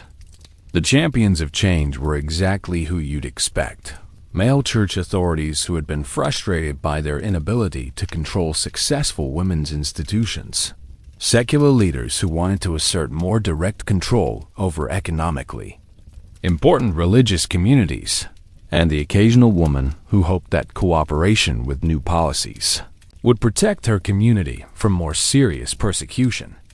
But the most effective champions of change were the women themselves, who quickly figured out that open resistance would result in complete destruction, while creative compliance might allow them to preserve some version of their communities and relationships. They developed sophisticated strategies for appearing to submit to male authority while maintaining actual female control through methods that male supervisors were too inexperienced or too arrogant to recognize. The specific steps of transformation varied by region and community, but the general pattern was consistent. Male supervisors arrived with great fanfare and official authority. Women's communities appeared to submit while secretly maintaining their existing relationships and power structures. Male supervisors either realized they were being managed by the women they were supposed to be supervising or remained blissfully unaware, while the women continued running things behind the scenes. Obstacles encountered during this process were numerous and entertaining. Male supervisors often discovered that they lacked the education, experience, and skills necessary to manage complex institutions. Women's communities had developed specialized knowledge about everything from agricultural management to international banking that their new male supervisors couldn't quickly acquire. Many male supervisors found themselves dependent on the women they were supposed to be controlling, creating power dynamics that were exactly the opposite of what church authorities had intended. Breakthrough moments came when some male supervisors realized that their assigned communities were more competent than they were, and quietly negotiated arrangements that preserved male authority in name while maintaining female control in practice. These supervisors learned to take credit for successes while allowing the women to continue making the decisions that produced those successes. Other breakthrough moments came when women's communities figured out how to use their new male supervisors as shields against further persecution. By demonstrating that they were technically under male control, they could deflect criticism while continuing their relationships and their work. Some communities essentially turned their male supervisors into unwitting accomplices who provided cover for activities that would have been condemned if conducted without official male oversight. The role of individuals versus larger historical forces in this process reveals how much agency medieval women maintained even during periods of systematic oppression. Individual women found creative ways to preserve their relationships and their communities, despite institutional changes designed to eliminate both, while larger historical forces created pressures that made some form of change inevitable. The new system that emerged from this process was like medieval bureaucracy's greatest hit. Technically, it satisfied everyone's official requirements while actually satisfying nobody's real needs. Women's religious communities found themselves operating under a complex framework of male supervision that was simultaneously oppressive and ineffective. creating new problems while failing to solve the issues it was designed to address. Under the new regime, women's communities had to submit regular reports to male supervisors, who often lacked the knowledge to understand what they were reading. Financial decisions required male approval from supervisors who frequently knew less about economics than the women they were overseeing. Educational programs needed male oversight from supervisors who were often less educated than their charges. The system had managed to add layers of bureaucracy without adding competence. What had changed dramatically was the official acknowledgement of relationships between women. Previously, same-sex partnerships in religious communities had existed, in a gray area where they could be ignored, reinterpreted, or quietly tolerated as long as they didn't cause public scandals. The new system explicitly condemned these relationships while creating oversight, mechanisms designed to detect and eliminate them. But what stayed the same was more significant than what changed. The women who had been running successful communities before male supervision were still the ones with the knowledge, experience, and skills necessary to keep those communities functioning. Male supervisors might have official authority, but practical power remained with the women who actually understood how to manage complex institutions. The new rules created a bizarre double standard where women's communities were simultaneously under male control and dependent on female competence. Male supervisors had authority to make decisions, but often needed female advice to make good decisions. Women had to submit to male oversight while actually continuing to manage most aspects of their community's operations. Who won and who lost in this transition reveals the complex realities of medieval power dynamics. Male church authorities achieved their goal of asserting official control over women's communities, but they also inherited responsibility for institutions they didn't understand and problems they couldn't solve. Secular leaders gained more direct influence over economically important religious communities, but they also lost access to the most competent administrators and advisors they'd previously relied upon. The women themselves experienced mixed outcomes. They lost official authority and the freedom to operate independently, but many found ways to maintain their relationships and continue their work under the cover of male supervision. Some communities were destroyed entirely, but others adapted to the new system while preserving the essential elements that had made them successful. Perhaps most importantly, the new reality established that female independence and same-sex relationships were officially incompatible with Christian society, even when they produced better outcomes than traditional alternatives. The system prioritized ideological conformity over practical effectiveness, creating a precedent that would influence church policy for centuries. The ironic result was that many women's communities became more secretive and more resistant to authority rather than more compliant and submissive. The new oversight system had taught them to be more creative about hiding their relationships and more sophisticated about managing male supervisors, skills that would serve them well in future conflicts with church and secular authorities. Was this change an improvement for medieval society? That depends entirely on whether you value ideological purity over practical effectiveness, and whether you think successful institutions should be destroyed when they challenge traditional assumptions about gender and authority. By most objective measures, the transition from independent women's communities to male-supervised institutions made everything worse for everyone involved.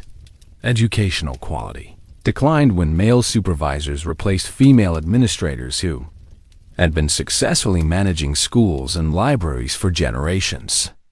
Healthcare services deteriorated when women who had developed sophisticated medical knowledge were prevented from sharing their expertise. Economic management became less efficient when experienced female administrators were replaced by male supervisors who needed to learn on the job. From the perspective of church authorities, the change was successful in reasserting male control over institutions that had become uncomfortably independent. They eliminated the theological embarrassment of successful lesbian relationships and restored traditional gender hierarchies that made them more comfortable. Whether this was worth the cost in terms of institutional effectiveness is debatable. Different perspectives on the change reflected different priorities and values. Male authorities generally supported the transition because it enhanced their power and eliminated challenges to their authority. Women in religious communities had mixed reactions depending on whether their community survived the transition and how successfully they adapted to new requirements. The broader medieval population often suffered from the decline in services previously provided by women's religious communities, but they had little voice in the decision-making process that produced these changes. Modern observers might view the transition as a classic example of patriarchal oppression, destroying successful feminist institutions, while medieval authorities saw it as necessary reform to correct theological and social problems. Short-term effects included disruption of services, loss of institutional knowledge, and elimination of successful alternative models of social organization. Long-term effects were more significant. The precedent that female independence was inherently threatening to Christian society, the establishment of male supervision as the solution to women's success, and the message that competent women were more dangerous than incompetent men. The unintended consequences were equally significant. The new system taught women to be more secretive about their relationships and more resistant to male authority, skills that would influence future generations of women who faced similar challenges to their independence and their partnerships. In the decades that followed the great medieval lesbian crackdown, European society got exactly what it had asked for. Male-supervised women's religious communities that were less competent, less innovative, and significantly more boring than their predecessors. It was like replacing a Michelin-starred restaurant with a cafeteria that serves lukewarm oatmeal and calls it gourmet dining because a man approved the menu.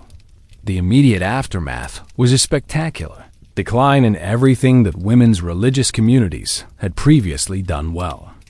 Educational standards plummeted when experienced. Female teachers were replaced by male supervisors who often couldn't read Latin as fluently as the women they were overseeing. Healthcare quality deteriorated when sophisticated medical knowledge, developed by generations of nuns, was dismissed as women's superstition by male authorities who preferred bloodletting to effective treatment. Economic management became a disaster of epic proportions. Male supervisors who had never managed anything more complex than their own sock drawers suddenly found themselves responsible for international trade networks, agricultural operations, and financial institutions that had been generating steady profits for centuries. Within a generation, many formerly prosperous women's communities were struggling financially, while their new male administrators tried to figure out why all the systems that had worked perfectly under female management were suddenly failing. The second-generation effects were even more entertaining in their predictable incompetence. Male supervisors who had learned their jobs from other male supervisors who hadn't known what they were doing either created a cascading cycle of institutional decline that would have been hilarious if it weren't so destructive. It was like watching someone try to teach cooking from a cookbook written by someone who had never seen food before. New challenges emerged that nobody had anticipated. Male supervisors discovered that the women in their communities knew secrets about everything from agricultural techniques to diplomatic protocols that had never been written down because they'd been passed through personal relationships and informal networks. When those relationships were disrupted and those networks were destroyed, centuries of accumulated knowledge simply vanished overnight. The evolution of the situation revealed how much medieval society had been dependent on informal female expertise that had never been officially recognized or documented. Male authorities had assumed they could simply step in and continue the work that women had been doing, not realizing that much of that work required knowledge, skills, and relationships that couldn't be transferred through administrative appointments. Perhaps, most ironically, many of the male supervisors appointed to control women's communities ended up being controlled by them instead. The women had centuries of experience managing complex institutions and dealing with difficult personalities, while the men had official authority but no practical knowledge.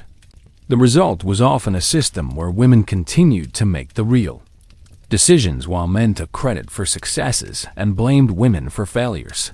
The long-term trajectory was clear. Medieval Europe had traded effective institutions for ideologically pure ones, and the results were exactly as disastrous as anyone with common sense might have predicted. The institutional changes created opportunities for new types of players who would have thrived in the medieval equivalent of a disaster capitalism scenario. Male religious authorities who specialized in reforming women's communities became a growth industry, traveling from region to region with standardized approaches to eliminating lesbian relationships and installing proper male supervision. These professional reformers were often men who had failed at managing their own institutions, but had discovered they could make careers out of explaining why women's success was actually evidence of corruption. Brother Thomas of Rheims, for example, built a reputation as an expert on correcting irregular communities after his own monastery went bankrupt under his leadership. His approach to reform consisted mainly of separating women who appeared to be close friends and requiring that all community decisions be approved by male authorities who didn't understand the decisions they were approving. The rise of specialized inquisitors who focused specifically on relationships between women created a new category of church officials whose entire careers were built on sexual paranoia. These men developed elaborate protocols for detecting lesbian relationships, interviewing techniques designed to extract confessions, and punishment systems that were supposedly calibrated to the spiritual severity of different types of same-sex contact. Inquisitor Bernard of Toulouse wrote a manual for investigating unnatural friendships between nuns that reads like a combination of medieval theology and creepy fan fiction. His techniques included surprise inspections of sleeping arrangements, interrogation of women about their dreams and fantasies, and physical examinations that were supposedly necessary to determine whether women had engaged in sodomitical practices. The fact that celibate male priests were conducting these examinations apparently didn't strike anyone as problematic. New important institutions emerged to handle the women problem that had been created by destroying the institutions that had been successfully handling women before. Specialized convents were established for reformed lesbian nuns, essentially medieval conversion therapy centers, where women were supposed to learn to form appropriate relationships with God instead of inappropriate relationships with each other. These reform institutions were run by carefully selected abbesses who had demonstrated proper submission to male authority and appropriate horror at same-sex relationships.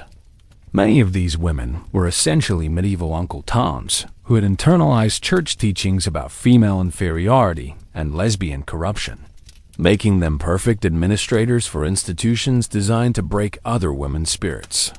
How these new players differed from earlier ones reveals the shift from informal tolerance to systematic oppression. Previous generations of church authorities had often ignored lesbian relationships because they were focused on other problems and didn't see same-sex partnerships as particularly threatening. The new specialists were focused exclusively on sexual relationships and treated them as fundamental threats to Christian society that required immediate and complete elimination. Their contributions to medieval society were uniformly destructive.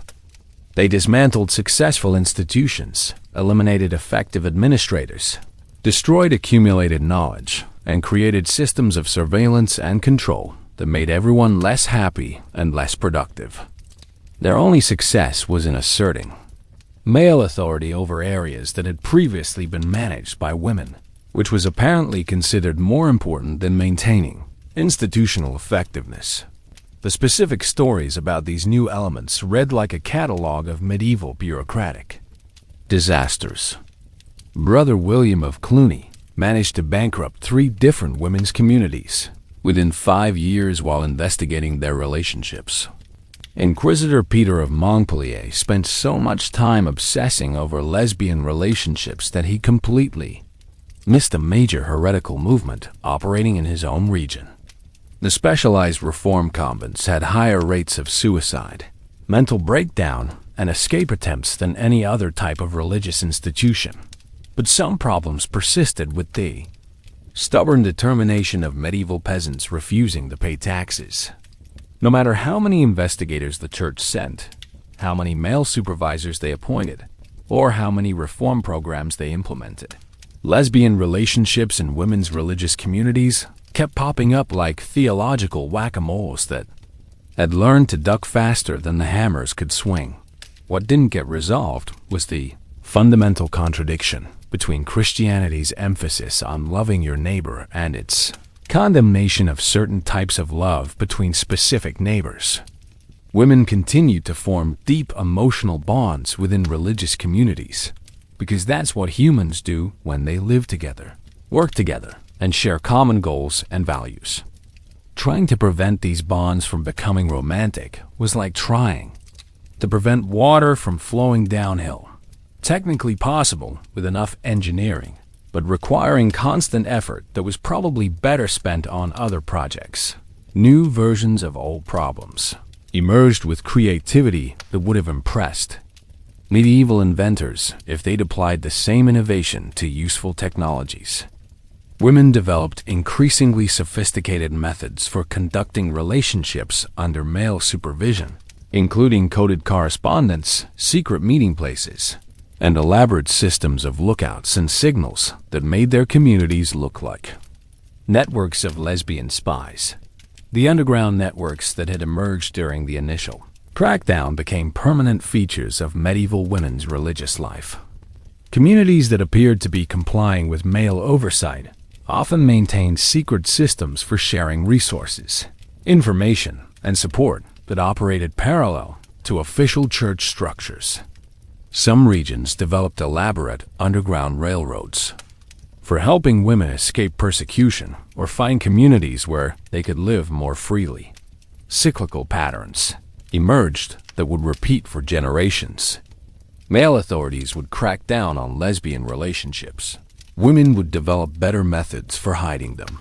Authorities would develop more sophisticated detection methods. Women would create more elaborate concealment strategies. And the cycle would continue with each generation becoming more secretive and more resistant to male authority. Why certain issues proved intractable reveals fundamental misunderstandings about human nature that medieval authorities never quite grasped. They assumed that eliminating opportunities for lesbian relationships would eliminate lesbian women, not realizing that sexual orientation isn't created by institutional arrangements, but expressed through them.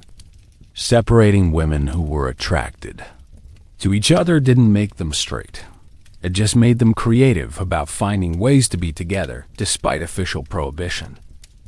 The church's approach to solving the lesbian problem was like trying to eliminate rain.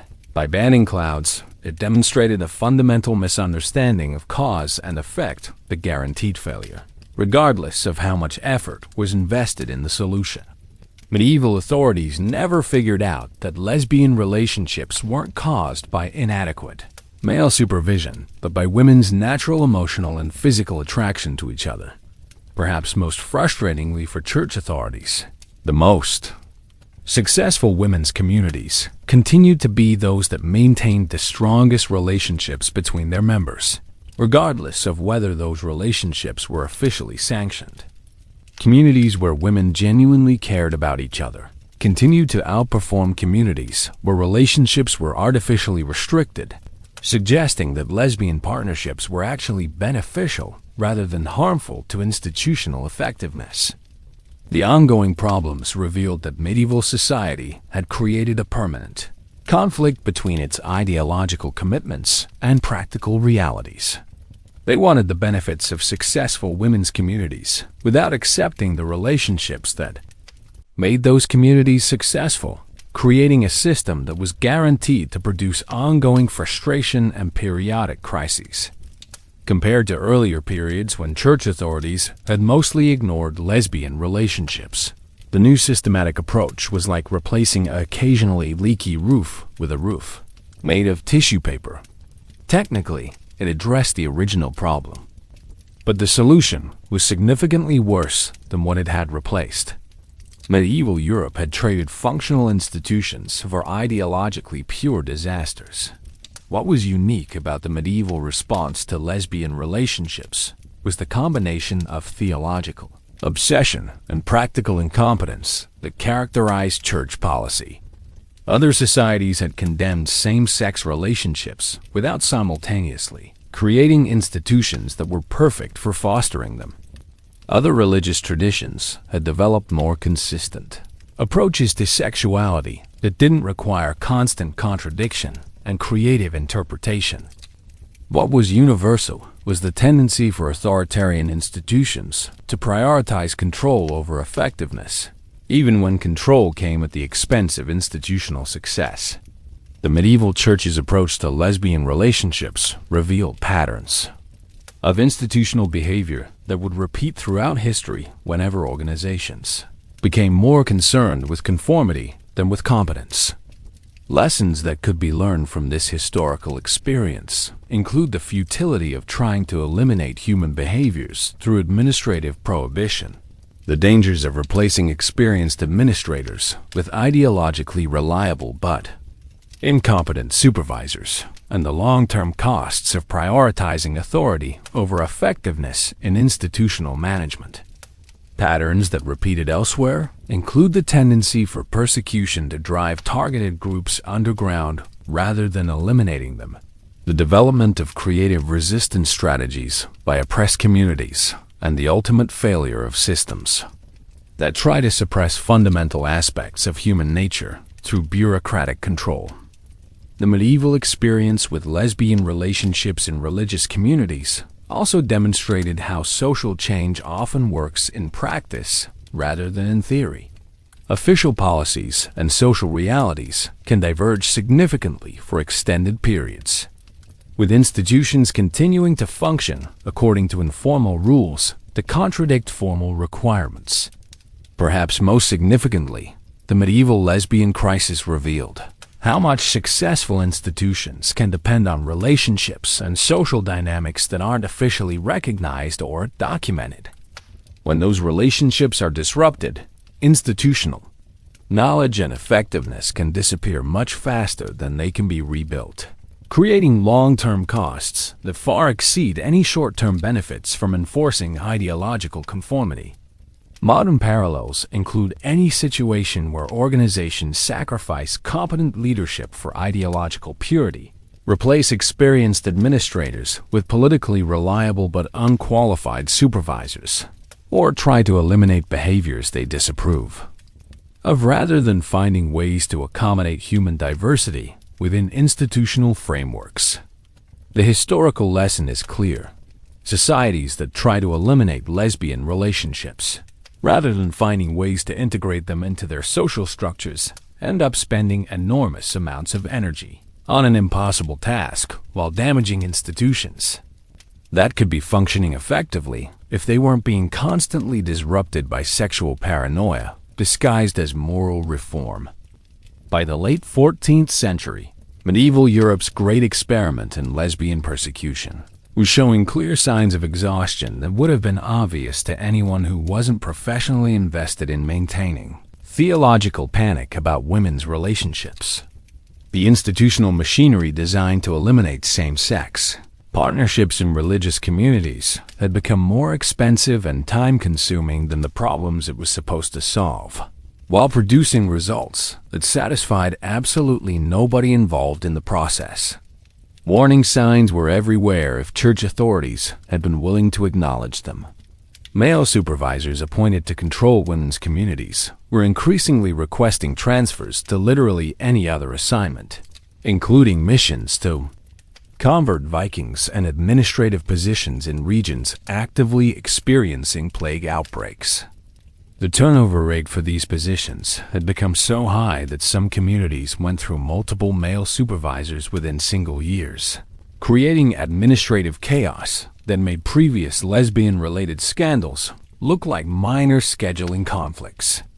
The specialized investigators and reformers, who had built careers on detecting and eliminating lesbian relationships, were running out of communities to investigate. They'd either successfully destroyed the institutions they'd been assigned to, reform, or those institutions had become so skilled at hiding their activities that investigators couldn't find evidence of anything more scandalous than occasional theological discussions that might have gotten slightly too enthusiastic. What key players could see versus what they missed reveals the typical gap between official policy and practical reality that characterizes most bureaucratic disasters. Church authorities could see that their anti-lesbian policies were being implemented according to official procedures, but they missed the fact that these policies were producing the opposite of their intended results. Women's communities were becoming more secretive, more resistant to male authority, and more skilled at maintaining relationships despite official prohibition. The most perceptive observers realized that the church had created a system that required constant surveillance and intervention to maintain minimal compliance with policies that made everyone less happy and less productive. The cost of maintaining this system was becoming higher than the cost of the problems it was designed to solve, especially since many of those problems had been more imaginary than real in the first place. Resistance to inevitable change came from the predictable sources: male authorities who had built careers on sexual paranoia, inquisitors who specialized in investigating women's relationships, and institutional bureaucrats who were more committed to maintaining existing procedures than to achieving useful results. These groups had professional and personal interests in continuing the anti-lesbian campaign regardless of its effectiveness or cost. Some church authorities began quietly suggesting that maybe the resources devoted to investigating lesbian relationships could be better spent on other problems, like the growing influence of secular authorities, the increasing challenge from university-trained theologians, or the various heretical movements that were actually threatening church doctrine rather than just making male leaders uncomfortable about female independence. The resistance to change revealed how invested some people become in maintaining systems that give them authority and purpose, even when those systems are obviously failing to achieve their stated goals and creating more problems than they solve. The systematic persecution of lesbian relationships in medieval religious communities didn't end with dramatic final confrontations or theological revelations. It died the death of bureaucratic programs everywhere, gradually and unnoticed, as resources were redirected to more pressing concerns and fewer people were willing to invest their careers in what was obviously a failing enterprise. The beginning of the end came with the Great Western Schism of 1378, when the Catholic Church split into competing factions with rival popes, who were more concerned with establishing their own legitimacy than with investigating who was sleeping with whom in distant convents. When you're trying to figure out which pope is the real pope, lesbian nuns become a relatively minor priority that can be safely ignored while more important theological crises are resolved. Church authorities discovered that they had bigger problems than women forming romantic relationships, including the rise of powerful secular states that were challenging church authority, the development of universities that were producing scholars capable of sophisticated theological criticism, and various heretical movements that were actually threatening core Christian doctrines rather than just making people uncomfortable about alternative lifestyle choices. The specific events that marked the transition from active persecution to benign neglect were less dramatic than the policy changes that had initiated the crackdown. Instead of papal bulls and council declarations, the end came through administrative decisions to reduce funding for specialized investigators, eliminate positions for male supervisors of women's communities, and redirect church resources toward problems that seemed more immediate and solvable.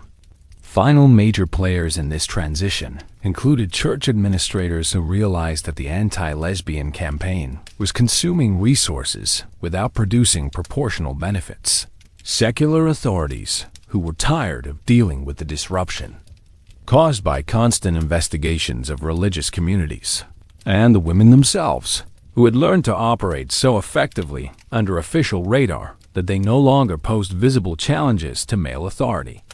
The last attempts to preserve the system of systematic persecution were made by specialized inquisitors, who had built their careers on investigating lesbian relationships and didn't want to find new jobs.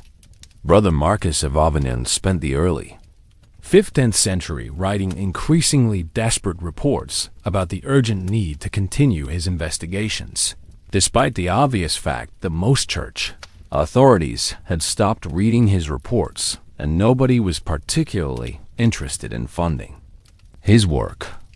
These final defenders of anti-lesbian persecution produced some of the most unintentionally comic documents in medieval church history, including detailed proposals for new investigation techniques, expanded surveillance programs, and specialized training for detecting subtle signs of unnatural friendship. That reads like medieval security theater designed by people who had watched too many spy movies. The dramatic final moments of systematic persecution were actually quite undramatic. Funding was reduced, positions were eliminated, and the institutional machinery simply stopped operating without any official announcement that the policy had changed. It was like watching a bureaucratic program die of natural causes, while its administrators continued filing reports that nobody was reading. The gradual decline was probably more effective than dramatic confrontation would have been. If church authorities had officially announced an end to anti-lesbian persecution, they would have had to admit that the entire program had been unnecessary and counterproductive. By letting it fade away through administrative neglect, they could avoid acknowledging that they'd wasted centuries and enormous resources on solving problems that hadn't actually existed. Symbolic endpoints came when former investigation facilities were converted to other uses, specialized inquisitor positions were quietly eliminated, and the administrative apparatus for detecting lesbian relationships was dismantled without replacement. The medieval church's great war against lesbian nuns ended not with a bang but with the bureaucratic equivalent of a confused shrug. Some communities marked the pure against lesbian nuns ended not with a bang but with the bureaucratic equivalent of a confused shrug. Some communities marked the pure against shrug. Nuns ended not with a bureaucratic against nun and as bureaucratic of a convent of a confused shrug. Some communities marked the duration end of active persecution by gradually becoming more open about relationships that they'd been hiding for generations, while others continued operating according to the secretive methods they developed during the worst periods of investigation and harassment. The end of official persecution didn't immediately restore the openness and independence that women's communities had enjoyed before the crackdown began. The systematic persecution of lesbian relationships in medieval religious communities ended. For the same reason most bad policies eventually end.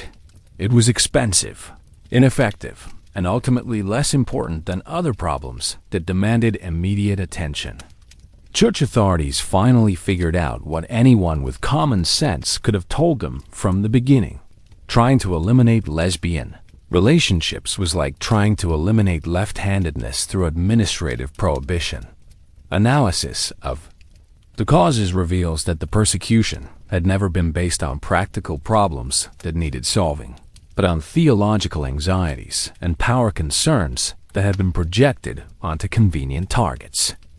When bigger threats to church authority emerged, those anxieties and concerns were redirected toward more immediate challenges, leaving lesbian nuns to continue their relationships in peace as long as they didn't cause visible scandals.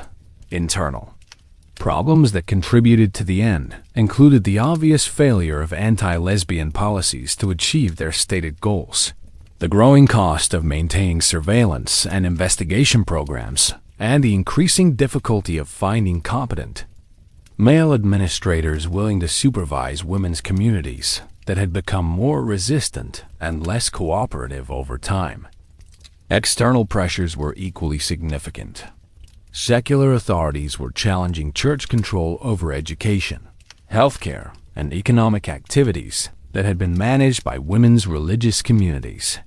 The rise of universities was creating alternative sources of learning and scholarship that competed with convent schools.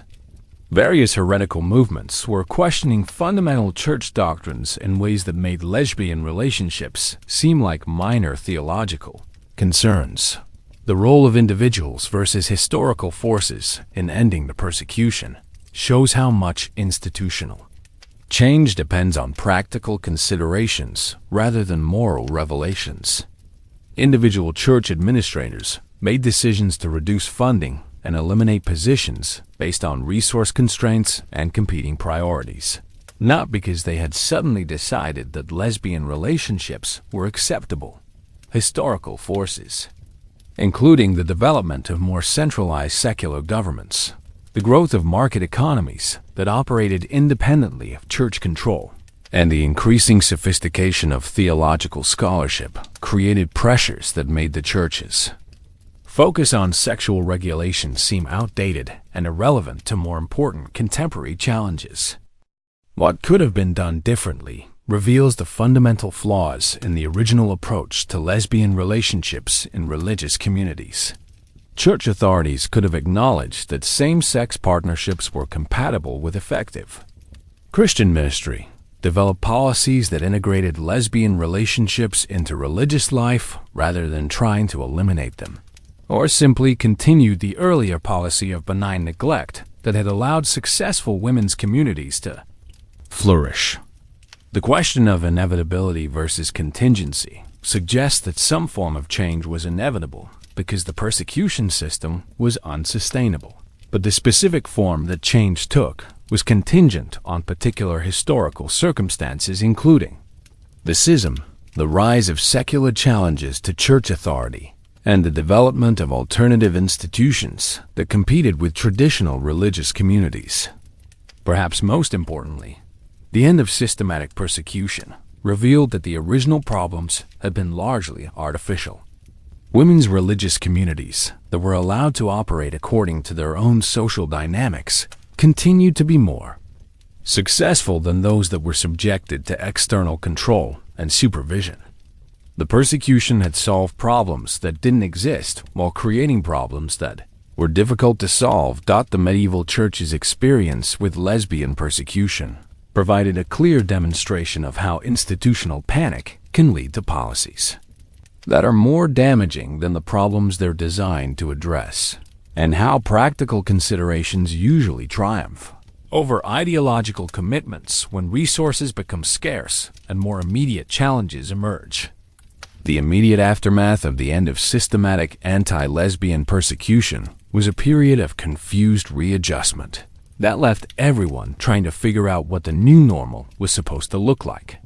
Women's religious communities that had spent generations developing elaborate methods for hiding their relationships and resisting male supervision didn't immediately return to their previous openness and independence, while church authorities pretended that the entire persecution had never happened rather than acknowledge that it had been misguided. Who stepped into the vacuum created by the end of specialized anti-lesbian institutions reveals how thoroughly the church had redirected its attention to other concerns.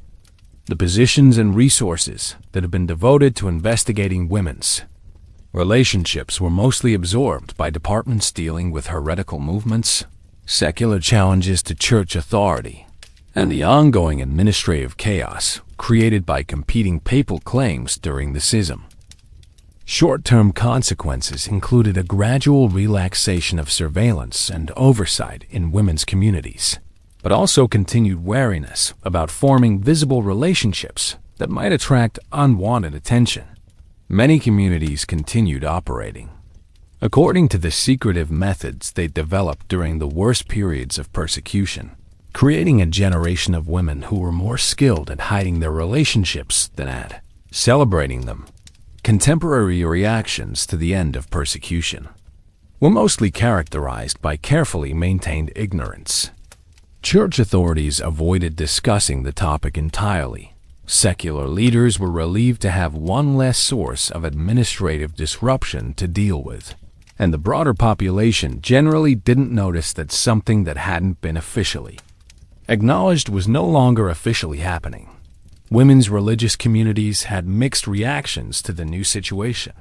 Some gradually became more open about relationships that they'd been hiding, while others remained cautious about trusting that the persecution had actually ended rather than just been temporarily suspended.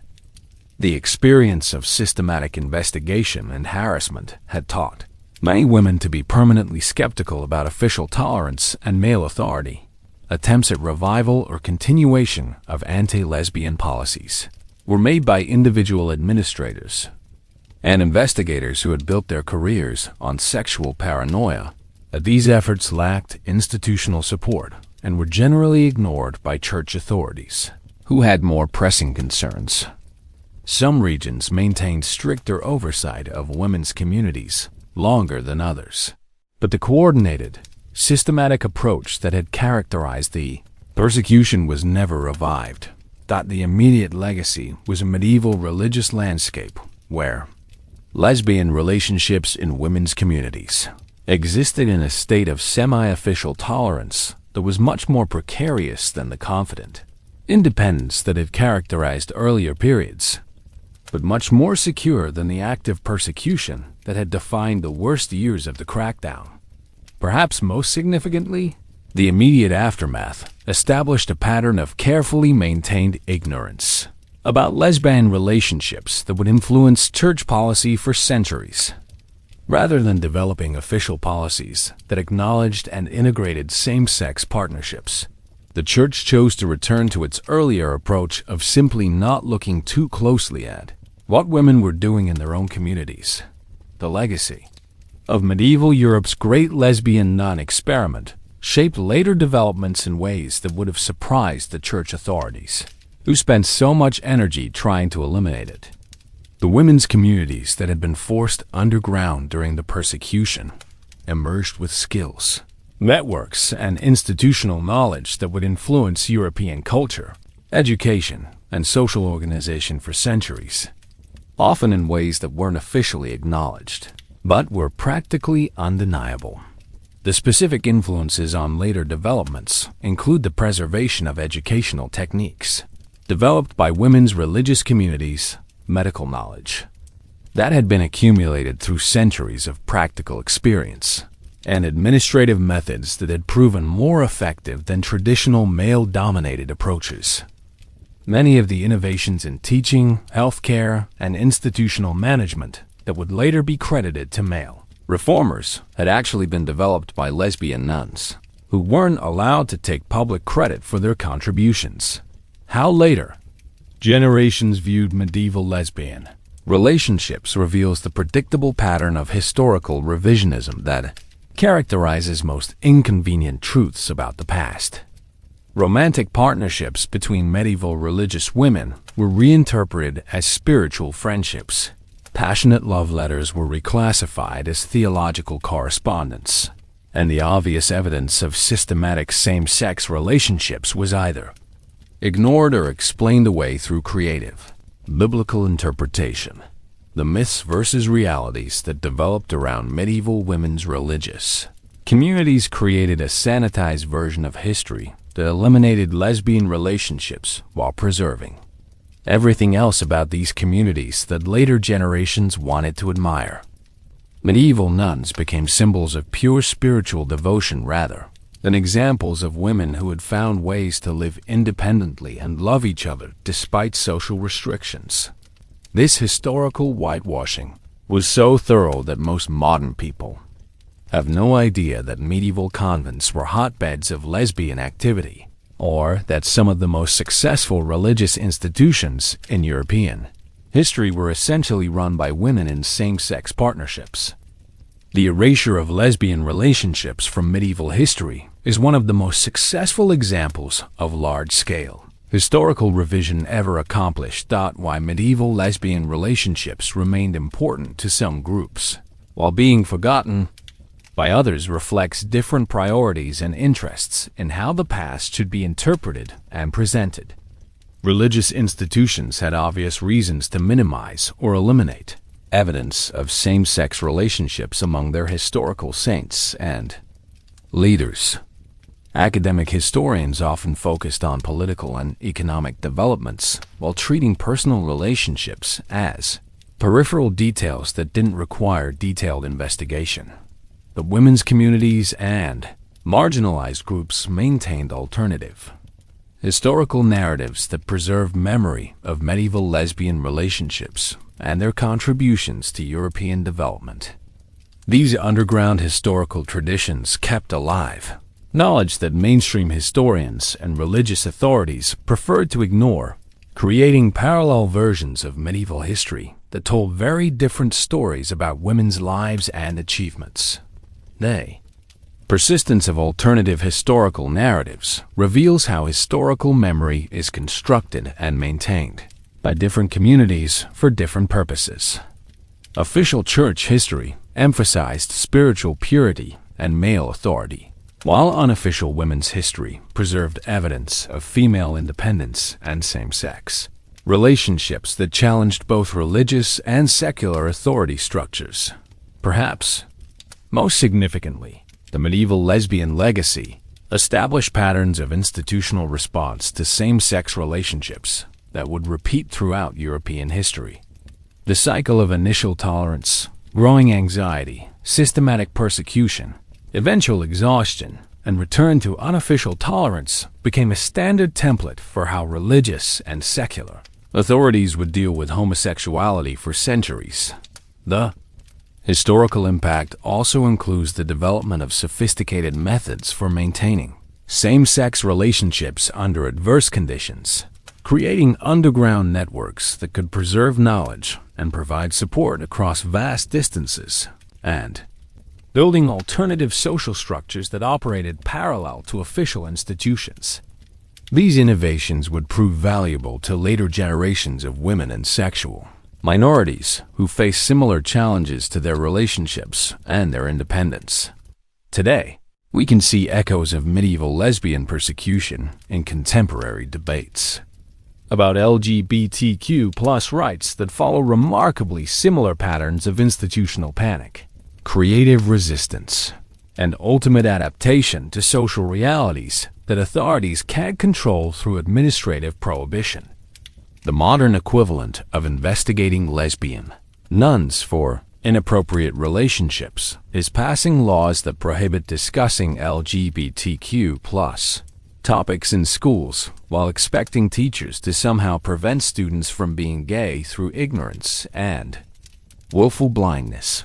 The specific parallels between medieval and modern approaches to same-sex relationships are so obvious they're almost embarrassing. Religious authorities who claim that LGBTQ+ relationships threaten traditional institutions while simultaneously creating environments where same-sex attraction flourishes naturally. Political leaders who pass laws designed to eliminate behaviors that can't be eliminated through legislation.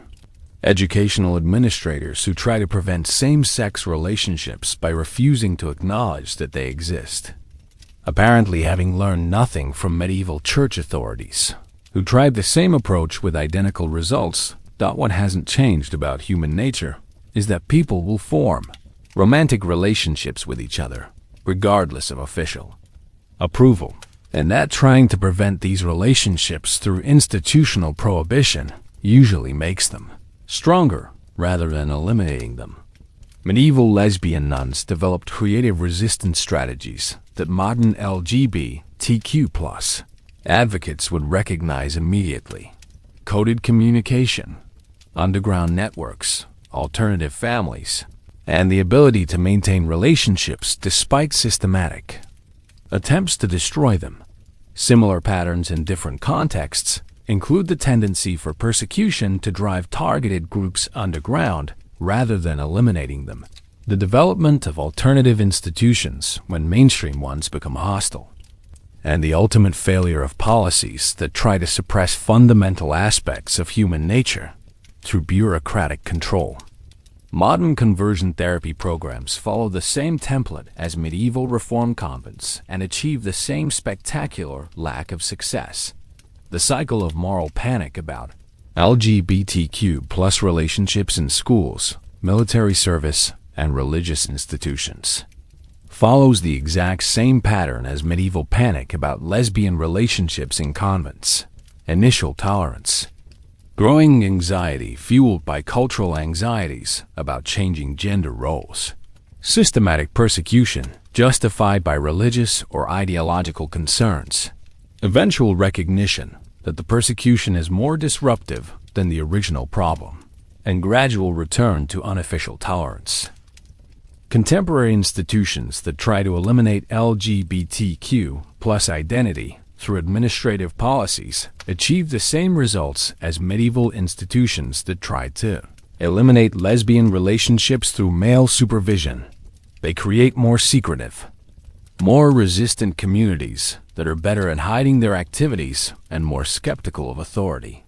Modern don't ask, don't tell policies are essentially updated versions of medieval approaches to managing inconvenient same-sex relationships.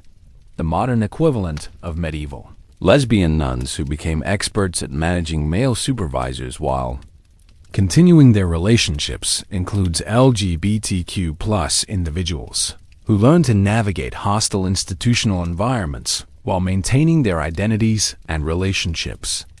The skills required are remarkably similar. Careful presentation of public persona, sophisticated understanding of bureaucratic systems, and the ability to find supportive communities within hostile institutional frameworks.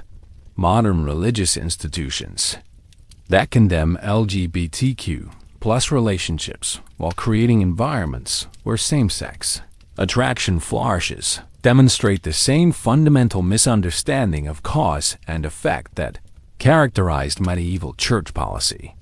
Single-sex religious communities, strict gender segregation, and emphasis on deep spiritual friendships create exactly the same conditions that produce lesbian relationships in medieval convents. Perhaps most tellingly, modern debates about LGBTQ+ rights in religious contexts often center around the same theological questions that medieval authorities struggled with. Whether same-sex relationships are compatible with genuine Christian faith, whether effective ministry can coexist with condemned personal relationships, and whether religious institutions should prioritize ideological purity over practical effectiveness. The lessons for contemporary issues are clear. Persecution doesn't eliminate same-sex relationships, but makes them more creative and resistant to authority. Institutional policies that ignore or deny LGBTQ+ identity don't prevent it, but drive it underground. Religious and secular institutions that try to eliminate behaviors they disapprove of rather than finding ways to integrate human diversity end up spending enormous resources on impossible tasks, while damaging their own effectiveness and credibility. Even now, medieval approaches to lesbian relationships continue to influence modern areas in ways that are both obvious and subtle. Academic study of medieval history still tends to minimize or ignore same-sex relationships between historical figures, preserving the sanitized version of the past that was created by religious authorities, who preferred not to acknowledge lesbian saints and successful female partnerships. Popular culture representations of medieval life almost never include the lesbian relationships that were actually common in women's religious communities, instead presenting a heteronormative version of medieval society that would have been unrecognizable to the people who actually lived in medieval convents and abbeys. Modern audiences consume medieval fantasy that eliminates one of the most interesting and progressive aspects of actual medieval social organization. Political discourse about LGBTQ+ rights often relies on historical arguments that assume medieval society was uniformly hostile to same-sex relationships, ignoring the centuries when lesbian partnerships were tolerated or even celebrated within religious institutions. This historical ignorance weakens arguments for LGBTQ+ acceptance that could be strengthened by accurate knowledge about medieval precedents for successful same-sex relationships. Social movements fighting for LGBTQ+ rights could benefit from studying the strategies developed by medieval lesbian nuns for maintaining relationships under adverse conditions, building supportive networks across hostile institutional environments, and creating alternative social structures that operate parallel to official organizations. The medieval lesbian underground developed techniques for survival and resistance that remain relevant to modern struggles for equality and acceptance.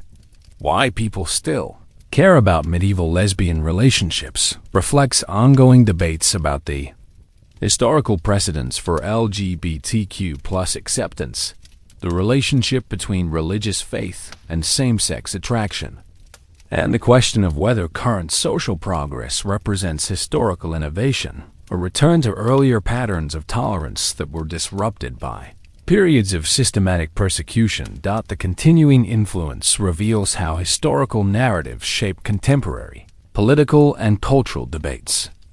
The erasure of lesbian relationships from medieval history supports arguments that LGBTQ+ acceptance is a modern deviation from traditional values, while accurate historical knowledge demonstrates that same-sex relationships have been successfully integrated into religious and social institutions for centuries, when those institutions prioritize human flourishing over ideological purity.